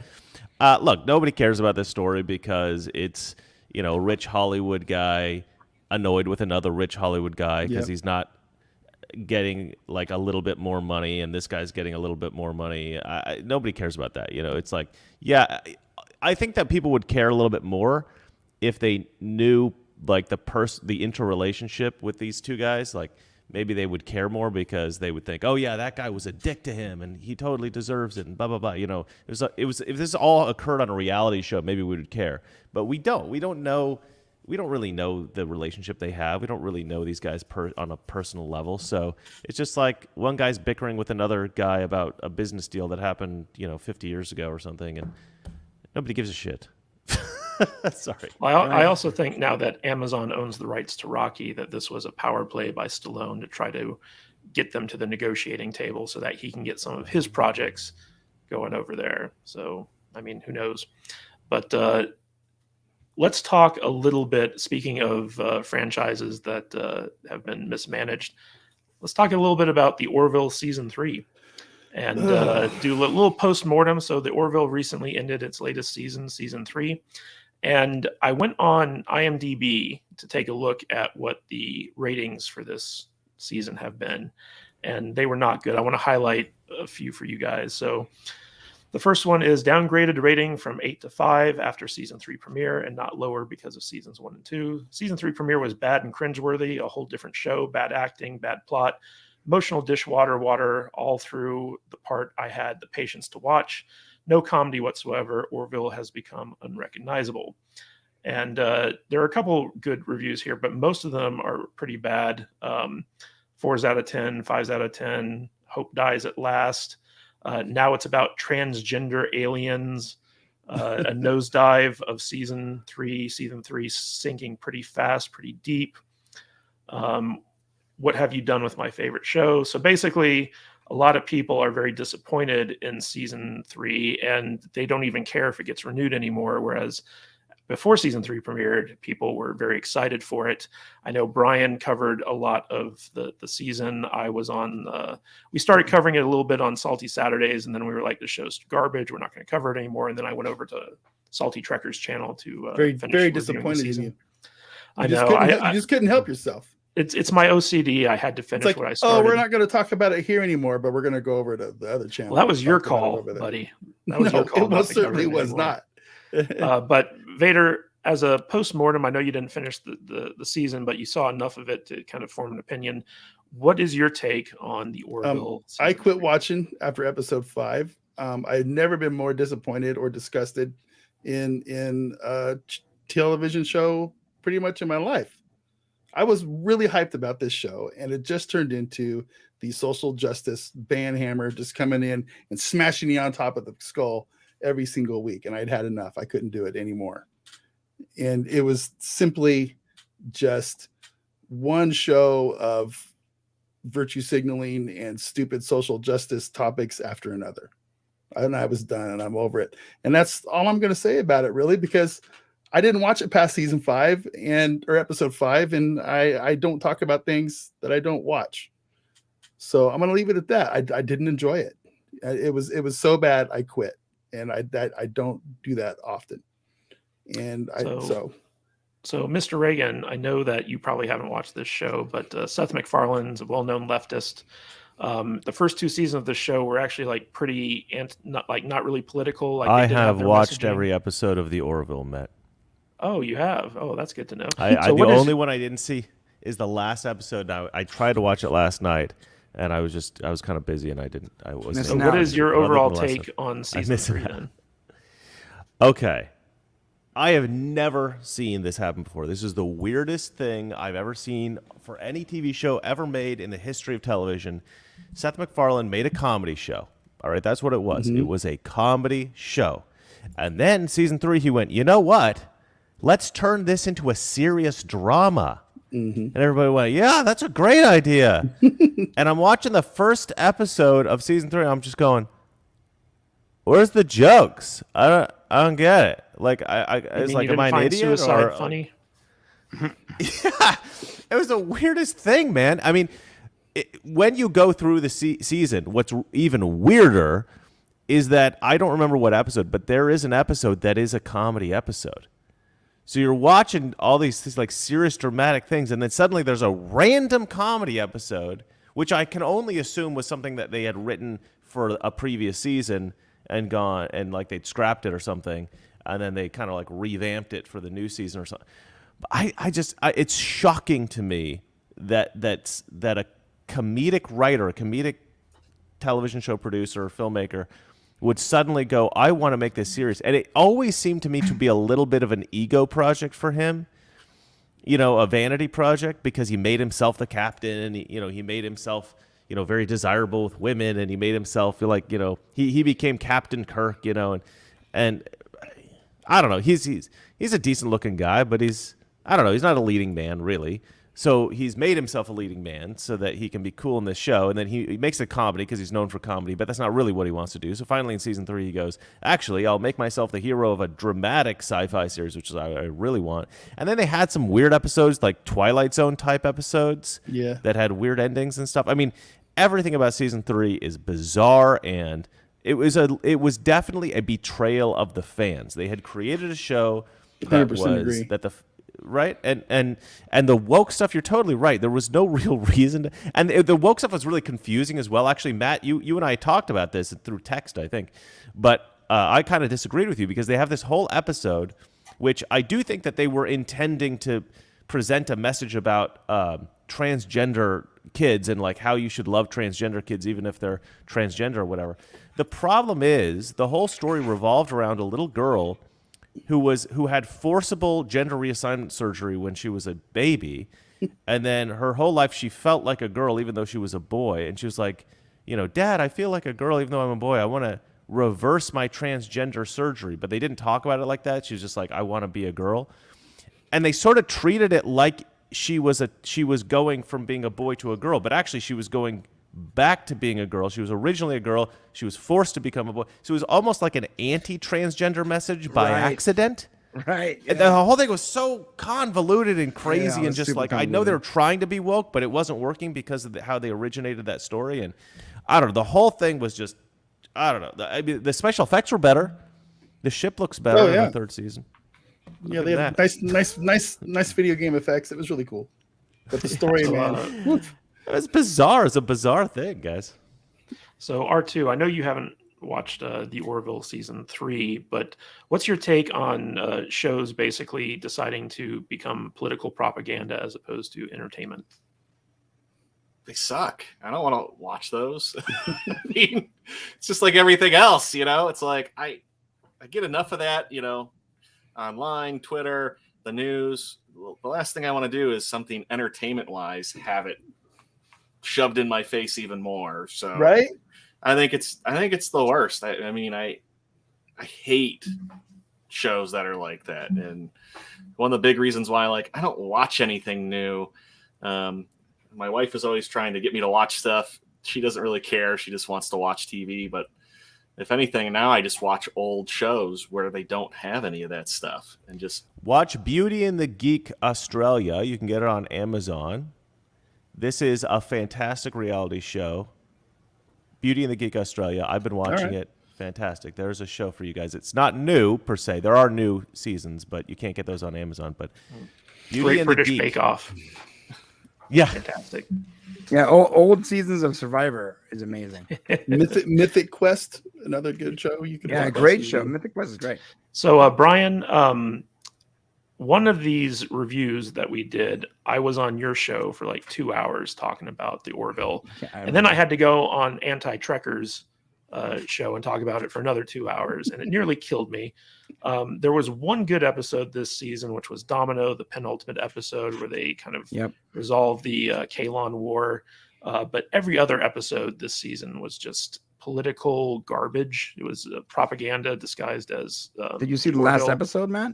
I did see the last episode. You think that was political too? I hated it. But I want to get your take on overall season 3. What did you think of the Orville this season? Do you think he'll be coming back? Yeah. So I'm with Mr. Reagan. I think we might have been the very first channel to make an Orville video. Like legitimately believe that we might be the first channel on YouTube to make an Orville video. And we were all about Orville 1 and 2. And there were parts of 3 we liked. I do agree, like the change in tone was like I've never seen that. It was weird. I expected it to be a little more dramatic, but it seems like they just abandoned the majority of the comedy altogether, and was definitely not as good. Definitely upsetting.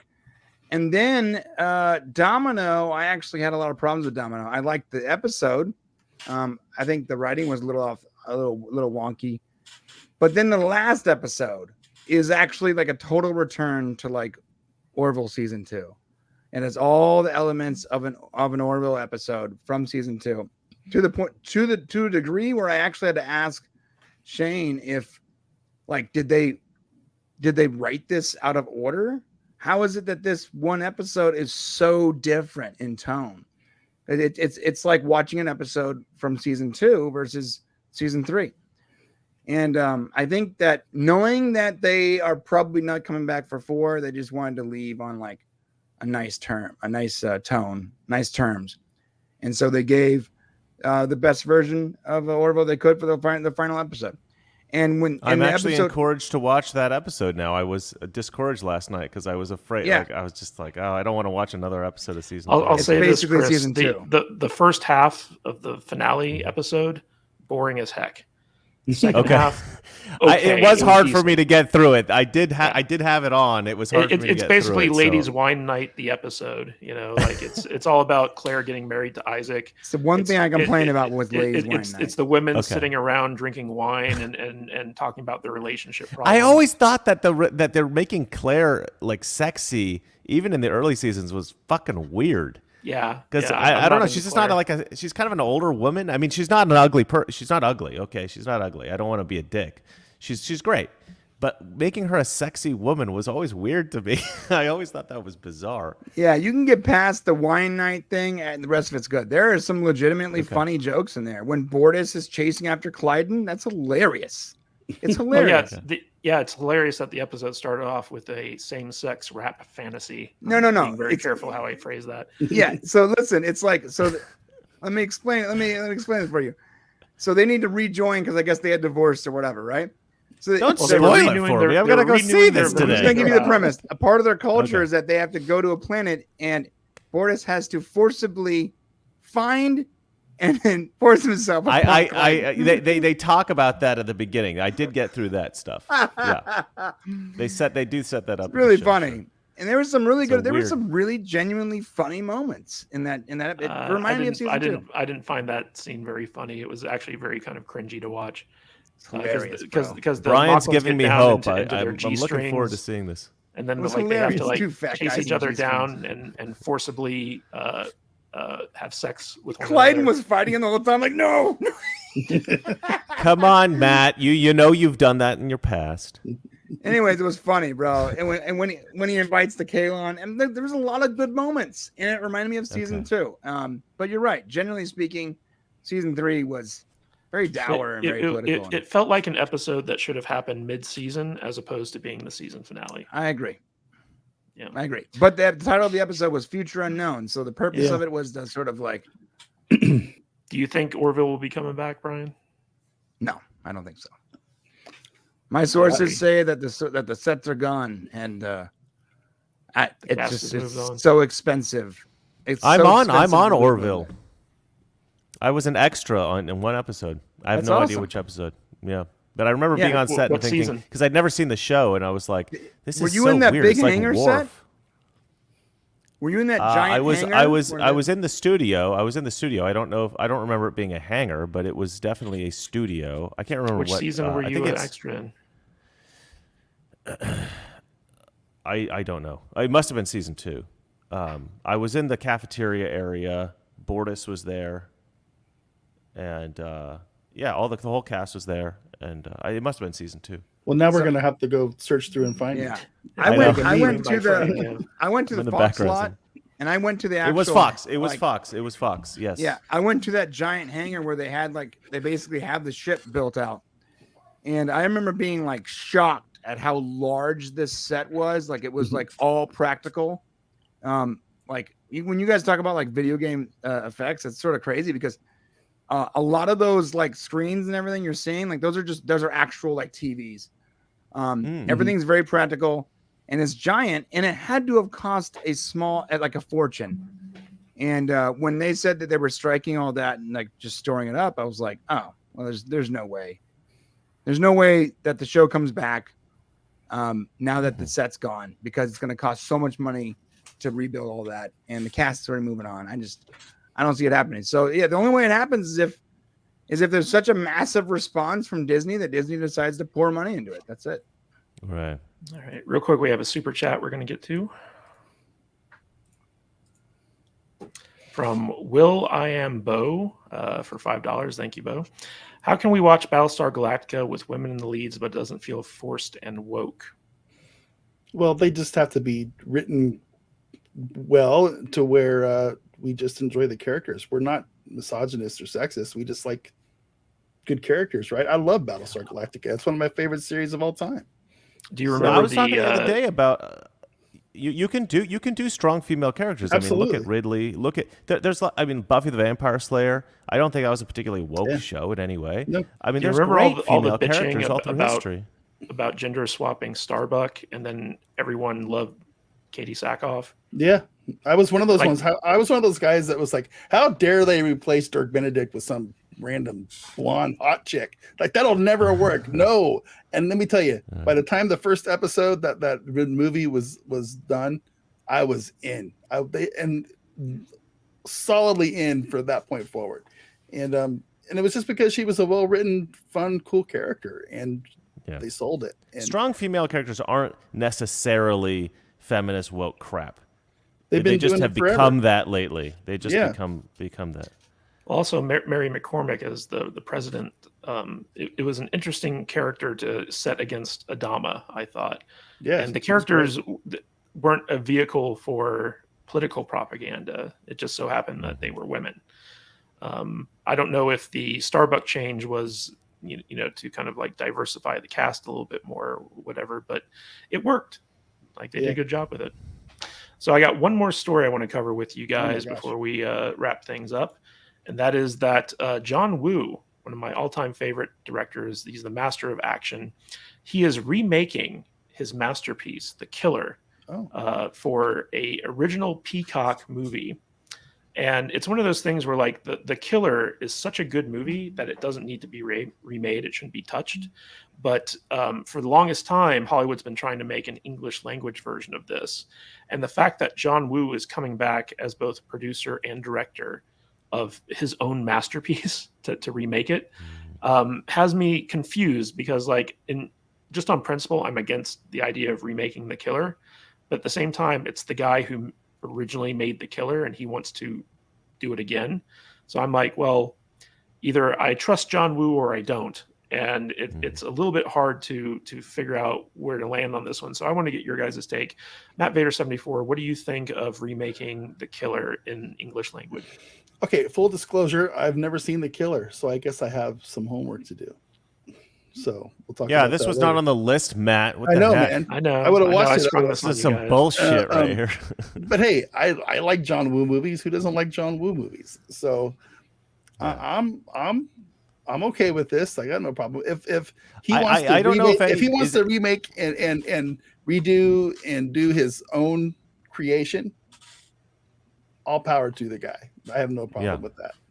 It's not like somebody bought his movie and is remaking it in form of their own makings, So yeah, good for him. I'm in. And is I this wanna film see it. sacred to anybody here other than Matt?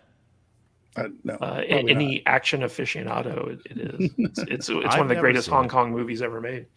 Art to the Icky. One of the big things about this news on social media was people were upset that a black man replaced an Asian man as the lead in this, but John Woo cast the guy. So like it's kind of like, well, if John Woo wanted an Asian main character, he'd have cast an Asian actor. In fact, Chow Yun Fat was the lead in the original, and he's still around. He's still amazing. So what do you think? Are people kind of overreacting to the casting choice? Yeah, people certainly are overreacting. I mean, the other thing too is, where's the setting? Is it going to be set in Hong Kong? Is it going to be set somewhere else? I think it's going to be in America. Yeah, I mean, if it's going to be in the US, Americanized. then I don't think it necessarily needs to be, somebody that's Chinese in the lead. So, if it was set in Hong Kong and they were casting Omar Sy for that, it might be a little odd because that's probably not a very common thing there. But yeah, I mean, people have got sticks up their asses as usual. Brian, do you think it's a good idea for a filmmaker to remake his own best film? If they want to, sure. It's their film. Do whatever they want. As far as the casting is concerned, I never understood the idea that we currently have around like what's acting. Anyone know the definition of acting? Like you're literally pretending to be something and someone else. Yeah. So like, why do you absolutely have to have a specific, you can disagree with the casting because it doesn't fit, but like, oh, that person's not Asian. That person's not actually trans. That person's not actually disabled. Yeah, no shit. They're acting. Like that's what they do. That's their job. Well, this character is not playing an Asian guy. I think the criticism was that this was traditionally an Asian role. Why would you replace why not cast an Asian actor? Because he can. Yeah. And they're actors. It's his movie. Yeah. Yeah. Speaking of which, Mr. Reagan, yesterday, John Leguizamo came out and criticized the casting of James Franco as Fidel Castro in an upcoming movie, saying that he's not Latino. And I immediately tweeted back, "Isn't this the guy who played an Italian in Super Mario Brothers?" saying this. That's perfect. Yeah. So what do you think? What do you think about this idea that unless the actor is actually representative of the character that they're playing, they're not allowed to be cast in a role? Oh, it's idiotic. I mean, look, everything's gotten crazy. I remember in the 80s and 90s, we had actually pushed past the race. I'm honestly so sick of the race shit in America. Like, okay, yes, there are black people. Yes, there are white people. Yes, there are Asians. There are Hispanics. We're all different colors and whatever. But, like, there's a lot of dickhead white people. There's a lot of dickhead Asians. There's a lot of dickhead black people. And then there are good white people. And there are good black people. And there are good Asians. And I think most normal people in their everyday life care a hell of a lot more that you're like a decent person, or you're qualified for your job, or you're good at you're talented, or whatever it is. Like, you're funny, whatever.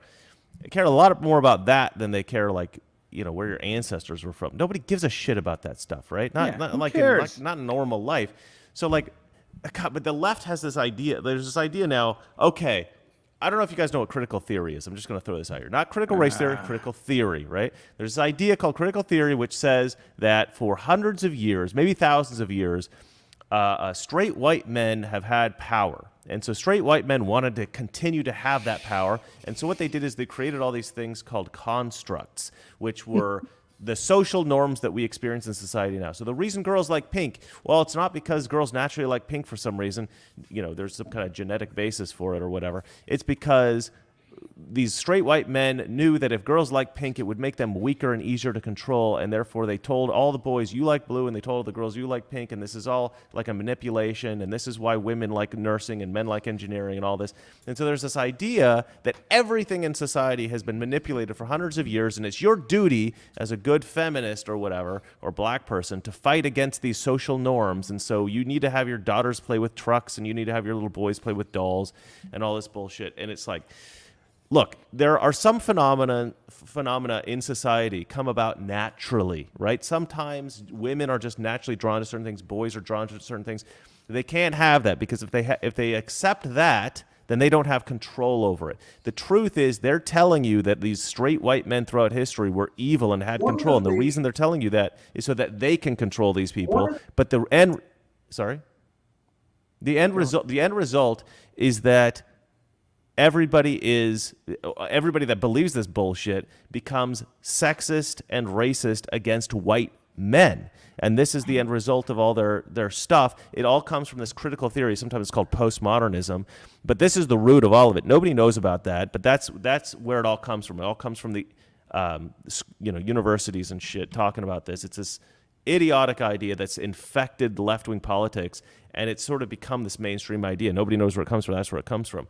So a lot of this stems from that, and our whole society has become worse for it. We'd gone in the right direction in the 80s and 90s, just saying, like, we're all human beings. Some of us are good, some of us are bad. That's more important than race. We had gone in the right direction, and because of this critical theory bullshit, we've like slid right back to like the 60s, except for now it isn't like black people who have the shitty bathroom. It's straight white men who have the shitty bathroom. Done. Wow. You know what's funny? I have 2 daughters, and I've always let them pick whatever color they wanted. And they've always picked either pink or turquoise, like the most girly colors possible. 2 twin daughters. Never made them pick a certain thing. I always let them pick the color, and it's always either pink or turquoise every time. I have nieces and nephews, and it always is like so fun to see their differences. I mean, the boys are boys for sure, and the girls are girls. And yeah, my brother doesn't like force them to do it. My brother's very like laid back dad. He just like whatever you want to do. Whatever you want to do. Yeah, and they're very much boys, and girls are very. It's like all the people that believe in this critical theory shit. It's like none of them have children, or if they do, they're just completely delusional. Yeah. Once you have kids, you realize that a lot of that stuff is just nonsense. Or if you just go to schools and watch kids like I do every weekend. Okay, that makes a lot of sense now. You're supposed to stay 50 feet away from the school. Okay, you know what, Mr. Reagan? Receding invitation. Okay. right. Since we got a little bit political, there is one more story I wanted to touch on before we wrap things up. And that is that this week there was this big trial with Alex Jones from InfoWars regarding defamation with Sandy Hook survivors. But there was a video that came out from this trial that was so funny. It was. I laughed my butt off, and I wanted to feature it and get your guys' reaction to it. So I'm going to play the video real quick, and then we'll talk about it. One of the things you've been talking about on your show is your allegation that government officials are aiding in pedophilia, child trafficking, and the grooming of children, right? You mean like what Jeffrey Epstein did with the Clintons?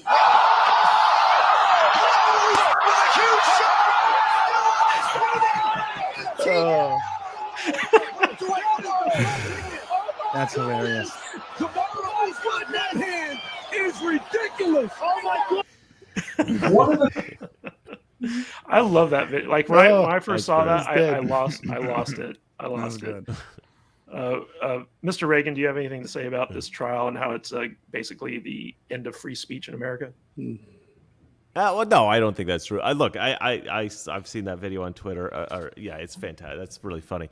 I will say, look, Alex Jones is to some degree a national treasure and to some degree just like a thorn in the side of conservatism.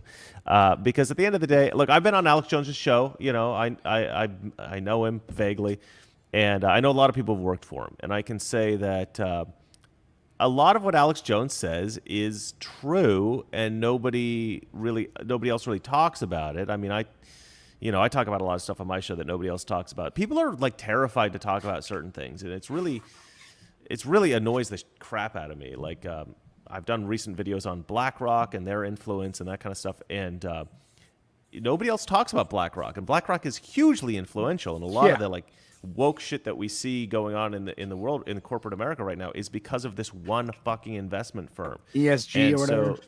Yeah, because they push this ESG thing. And a lot of, like, the reason the gas prices are high is because BlackRock had invested in all these green energy programs, and they went to the Biden administration. They said, you need to push green energy and push back on fossil fuels. And so BlackRock has an immense amount of power, and I think people should talk about it. Anyway, people don't talk about that stuff. He talks about the stuff nobody else will talk about, which is awesome. But the problem with Alex Jones, he's kind of his own worst enemy, is because he has become known as the guy that will get into the weeds about every kind of detail of every kind of conspiracy that exists. And so he's a little bit prone to going with ideas that he hears about or ideas that he just even thinks up himself that have no basis in reality. He doesn't have any kind of evidence for it. He doesn't have any kind of really even reason to believe it. He just, like, one morning he wakes up and he's like, you know what, this could be this, these guys could be the villains of this, and they could be trying to do this, and blah, blah, blah. And he'll go on the show and talk about that. He'll have no evidence. He doesn't say, this is total speculation on my part, like I'm just making this stuff up. He'll talk about it as if it's news. And that's what I feel like MSNBC and CNN do. But they're like, obviously they're worse because they're protected, considered to be legitimate, news organizations. And he's kind of considered this like fringe weirdo. But like, he shouldn't do that. Even though he's the fringe weirdo, he should still stick to stuff that's like for sure true, or at least, he's got good reason to believe it. So he does kind of go off into crazy town occasionally, but that's who he is, and you got to expect that when you watch his show, and that's his brand and everything like that. So he shouldn't have said all that stuff about Sandy Hook, but I think at the time he really believed it. So he shouldn't be penalized for saying things that he truly believes. Like at no point should anyone ever be penalized for that in any way, because we do need to say things. Like, I can't say certain things on YouTube about the 2020 election. I can't say certain things about COVID. I can't say, and I believe these things 100% that I'm saying. I've got research. I've done videos where I've read research studies. I've read the abstract of a research study, and that video was pulled by YouTube. And I'm like, I'm not making this crap up, right? I'm not like a conspiracy theorist. I just read an article about whether or not masks are effective, and boom, the video gets pulled, and I get banned for a week. And I'm like, F you, YouTube. Like, this is America. We should be able to communicate information, even if it's wrong. And that's the thing. I everything I've ever said on my show, I believe is true. Okay, I may be wrong about some things, but I believe that it's true. I can guarantee, I've heard reporters and producers from CNN say specifically they know what they're saying is not true, and they'll still put it on because they want the ratings, or they want to get Trump out of office, or whatever it is. So MSNBC, CNN, 1,000 times worse than me, far worse than Alex Jones, and Alex Jones is the one on trial. Bullshit. Okay, I'm done ranting. Yeah. Real quick, we got a super chat from Dennis Wright for $1.99. Are frogs gay? Seriously? They're turning the flipping frogs gay. Yeah. Matt Vader all of the 74. frogs are gay, Dennis. They're all gay. Matt Vader 74. In the past 6 years, I've found it very interesting that most people who are labeled fringe conspiracy theorists are eventually proven to be right. What do you think about that? I think you're probably correct. I think, man, I hate it when you just dump stuff on me without any prep. It drives me crazy. But and yet you complain about having to prep for stuff too. Yeah, but you come up with the weirdest fucking questions, man. It's just unreal. Conspiracy theories, yes. I think the real crazy ones. Did we not land on the moon? We landed on the moon. That's never going to be disproved. Yeah, we landed on the moon. We landed on the moon. Okay, I've got proof of that. If you want to hear, yes. if you want to hear later, but keep talking. Silly notion. But I do think a lot of conspiracy. There's, I don't know what to say. Yes. A lot of them will end up being true, for sure. That's all I'm going to say. God damn you. R2, have you been following the Alex Jones trial at all? No, not really. Do you think they're turning the frogs gay? Well, yeah, didn't that come out that there was a chemical being dumped? Yeah, there was a chemical that was and it making was them change genders. It was. Well, I was going to say, did it actually change their gender, or did it actually make them think that they were the opposite gender? Yeah, you're right. Because so frogs can change. It doesn't really matter. The point is, Alex Jones is right. That's really what the point is. Whatever it was, that's what happened. Yeah. I mean, I guess too, I'll look at it from a perspective as being a parent to a young kid. I mean, if that had happened to my child and somebody was saying something in a way like, yeah, it might piss me off, but I don't care. Now, if he was profiting off of it, and I'm not saying that's what Alex Jones did. I mean, then I would feel probably more angry and I want to sue the guy. But, I don't know. World's crazy. That's all I gotta say. So Brian, why do you think it's impossible to basically say, share an opinion on YouTube or social media without getting banned anymore? Because words hurt people, Matt. You know that. Bad. Words are violent. Yeah, words are violent and bigoted and racist. Yeah, the thing is, either our society is gonna collapse, or there's gonna be a generation that comes up that's gonna go right back to the whole sticks and stones methodology, where sticks and stones might break my bones, but words never hurt me. That the concept of that was really sound. Yeah, you can hurt someone's feelings or whatever, but it's their reaction. You can only choose to react to someone's action or what they say. If you react poorly to something I say, that is not on me. And I shouldn't have to police my speech in order to concern myself with your reaction, because your reaction is 100% on you. Your reaction is you and you alone. You have control over that. I do not. I'm not forcing you to react negatively. I'm not forcing you to think negatively. It's you. That's on you.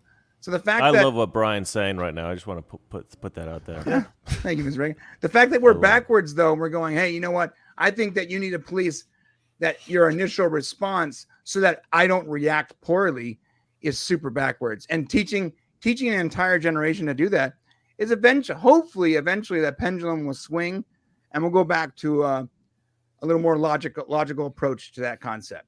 Because I want to learn what started all this nonsense. I don't understand how we got to the place where we're at. I know we stopped having hardships for a long time. Is that it? And strong men, and people got weak. Yeah, make good times. Good times make weak men. Okay, so it's here we are. Participation trophies. Right, dude. No, I can tell you very specific because you're actually specifically asking about the speech and how speech became censored, and I can actually tell you why. It's because Dinesh D'Souza and Ben Shapiro and all those guys. What's up? No, go ahead. We got a super chat coming in, but we'll finish your speech. Oh, I see. Sorry. I'll let.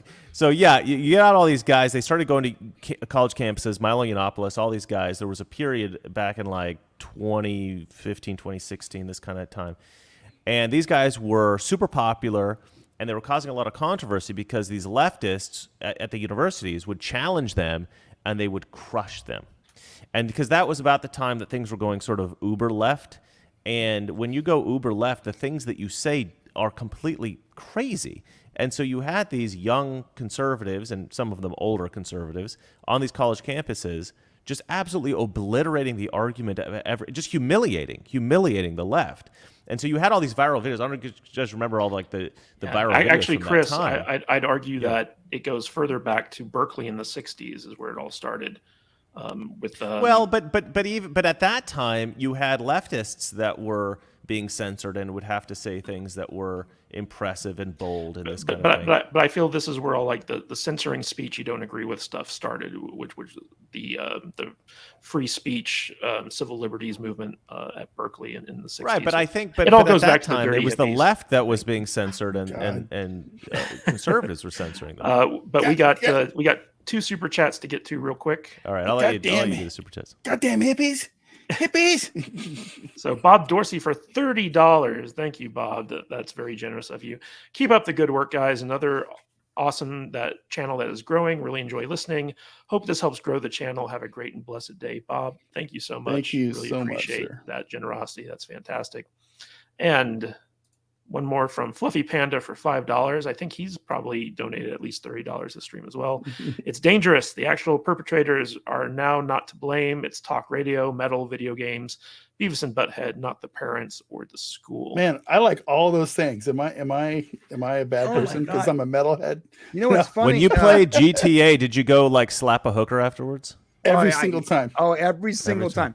No, Mr. Always. Reagan, you know what you're saying? When you were saying the conservatives were censoring liberals, you're right. I remember in the early 90s thinking, I'm not trying to date myself here, but I remember listening to Howard Stern, and like my very conservative father was like, you know, he shouldn't be allowed on the air. And I remember even as a young person with very limited knowledge, I was like, Dad, listen,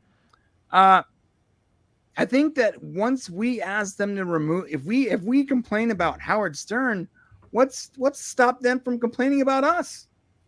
Yeah, conservatives have always been torn between this idea of like, we don't want vulgar or culture destroying stuff in the media. So we've always kind of fought against that, but we've also said that like the right to free speech is so fundamental that we need to fight for your ability to say things we don't like. And there's It's so always been important. that push and pull, you know.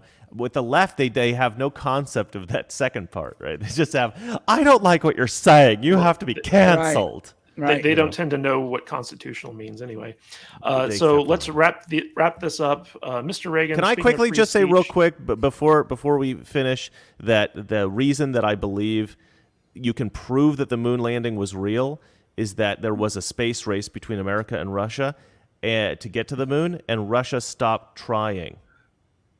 Russia would not have stopped trying if we didn't actually land on the moon. They would have landed on the moon too, and then gone, we were actually first. Americans are lying bitches. Yeah. But they didn't do that. They stopped. So we actually landed on Aren't the there moon. mirrors on the Logic. moon that you can point lasers at and have? Yeah, them no, bounce Yes, back? there are. Yes, I mean, that's You the know- other thing too. Real quick, you Yeah, know what's that's funny? true. Someone brought up the point. They're like, well, if we went to the moon, then why can't we go back there? Because we I'm don't like, need to There's right no, now. there's no reason to. They're like, well, It's very expensive. They and went there's no back there point, with yeah. 1960s technology, and we can't go back to that. I'm like, no, it has nothing to do with technology. Is that there's no reason to. Yeah, We're going to be that's a there good pretty point. soon with it's going to be our launching pad for our Mars missions. Right. So, Yeah. They That's say, the only yeah. reason we go there is for it to have it to serve a purpose. We got You there. know But by the Elon way- Musk- by the Elon way, Musk I is gonna married build a- a casino on there. hell yeah, I'm going to go. I too. I'm married gonna a work at it. Russian girl, and she's told me that in Russia they actually teach them in the schools that the moon landing was fake. Oh, God. Really? You know what's funny? Yeah. I said to that person, I was like, when you beat a level in a video game, do you ever go back to play the same level? Yeah. Well, some people do, but you know. I mean, but like do. that's not Speedrunners. that's That's what's the brilliant. point? Anyway, guys, That's such a good analogy. Mr. Reagan, where can people find out more about you and any final thoughts you'd like to share with the audience? The Mr. Reagan YouTube channel. If you want to see some of my funnier stuff, I have a Mr. Pagan YouTube channel where I talk like this the whole time. But yeah, Mr. Reagan is basically my channel, and hopefully that continues for a little while. I'm going to tell everybody how I lost all the fat and got all like ripped and stuff like that in the near future. So I'm going to have some. He's so ripped. Yeah, some you're- diet you're- and fitness you're turning Brian on style over there. content. Stop it. It's turning me It on. What are you does talking happen. about? Yeah, Woo. yeah. There's been some like sparks. I've seen it. Yeah. I felt it. Yeah, Mr. Reagan on YouTube. That's my whole thing. All right, great. R2, where can people find out more about you and any final thoughts you'd like to Well, share? I think I found all of Mr. Reagan's fat, unfortunately. So maybe I can fix that one of these days. You can find me here at After the Weekend. We with the persons in the chat, JT, and our other friend Maria. We review 80s and 90s movies and cartoons from our childhood. And you can also find me over at Salty Nerd Highlights, where I show off the best moments of the Salty Nerd podcast. I mean, you're basically an unpaid employee. It's kind of cool. I'm paid in hats. And Hats. All right. I- As long, I as, do- as long as do you're that. happy. As long as you're happy. I am happy. Hats and buttons and stickers. So. All right. So you know, that's a step above Igor. Igor doesn't even have any buttons or stickers yet. So Yeah, he's our intern. Right. So. I'll take what I Brian. can get. Brian, where can people find out more about you and any final thoughts you'd like to share? Yes, you can find me at youtube.com/thepopcast, as well as youtube.com/thepopcastlive, and a bunch of other channels, but those are the only ones that matter right now. Oh, and OnlyFans/Klingon Warrior. Wow. And as far as final thoughts are concerned, I have none. That's it. Fair enough. Everything you said was pretty spot on, and it was a pleasure to be here, as usual. Well, thank you for coming. Matt Vader 74, final thoughts, and where can people find you?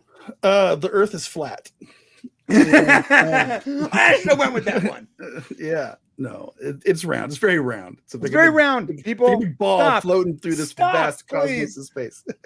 I think some of these conspiracy theories are making it so that we think all conspiracy theories are crazy. I know, right? Yeah.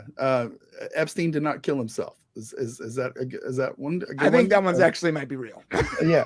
I think Epstein might have actually been murdered. I think he was. Anyway, you can find me at Matt Vader 74 on all the social media things that matter, and here on the Salty Nerd podcast, and on my personal channel at mattvader.com, where I log on once or twice a month and play some video games for 45 minutes. So that's what I do over there. Matt? All right. We want to thank everyone who gave us super chats. Your support is greatly appreciated, and it goes towards buying props and wigs and all that fun stuff for the Salty Nerd regular show. Speaking of which, this coming week we are talking about August Bites, which got a variety of vampire movies coming down the pipeline. We got Transylvania 65000. We've got the original Buffy the Vampire Slayer. And we've got the first ever Jim Carrey movie, Once Bitten. So like that's all coming down the pipeline this week. Should be a lot of fun.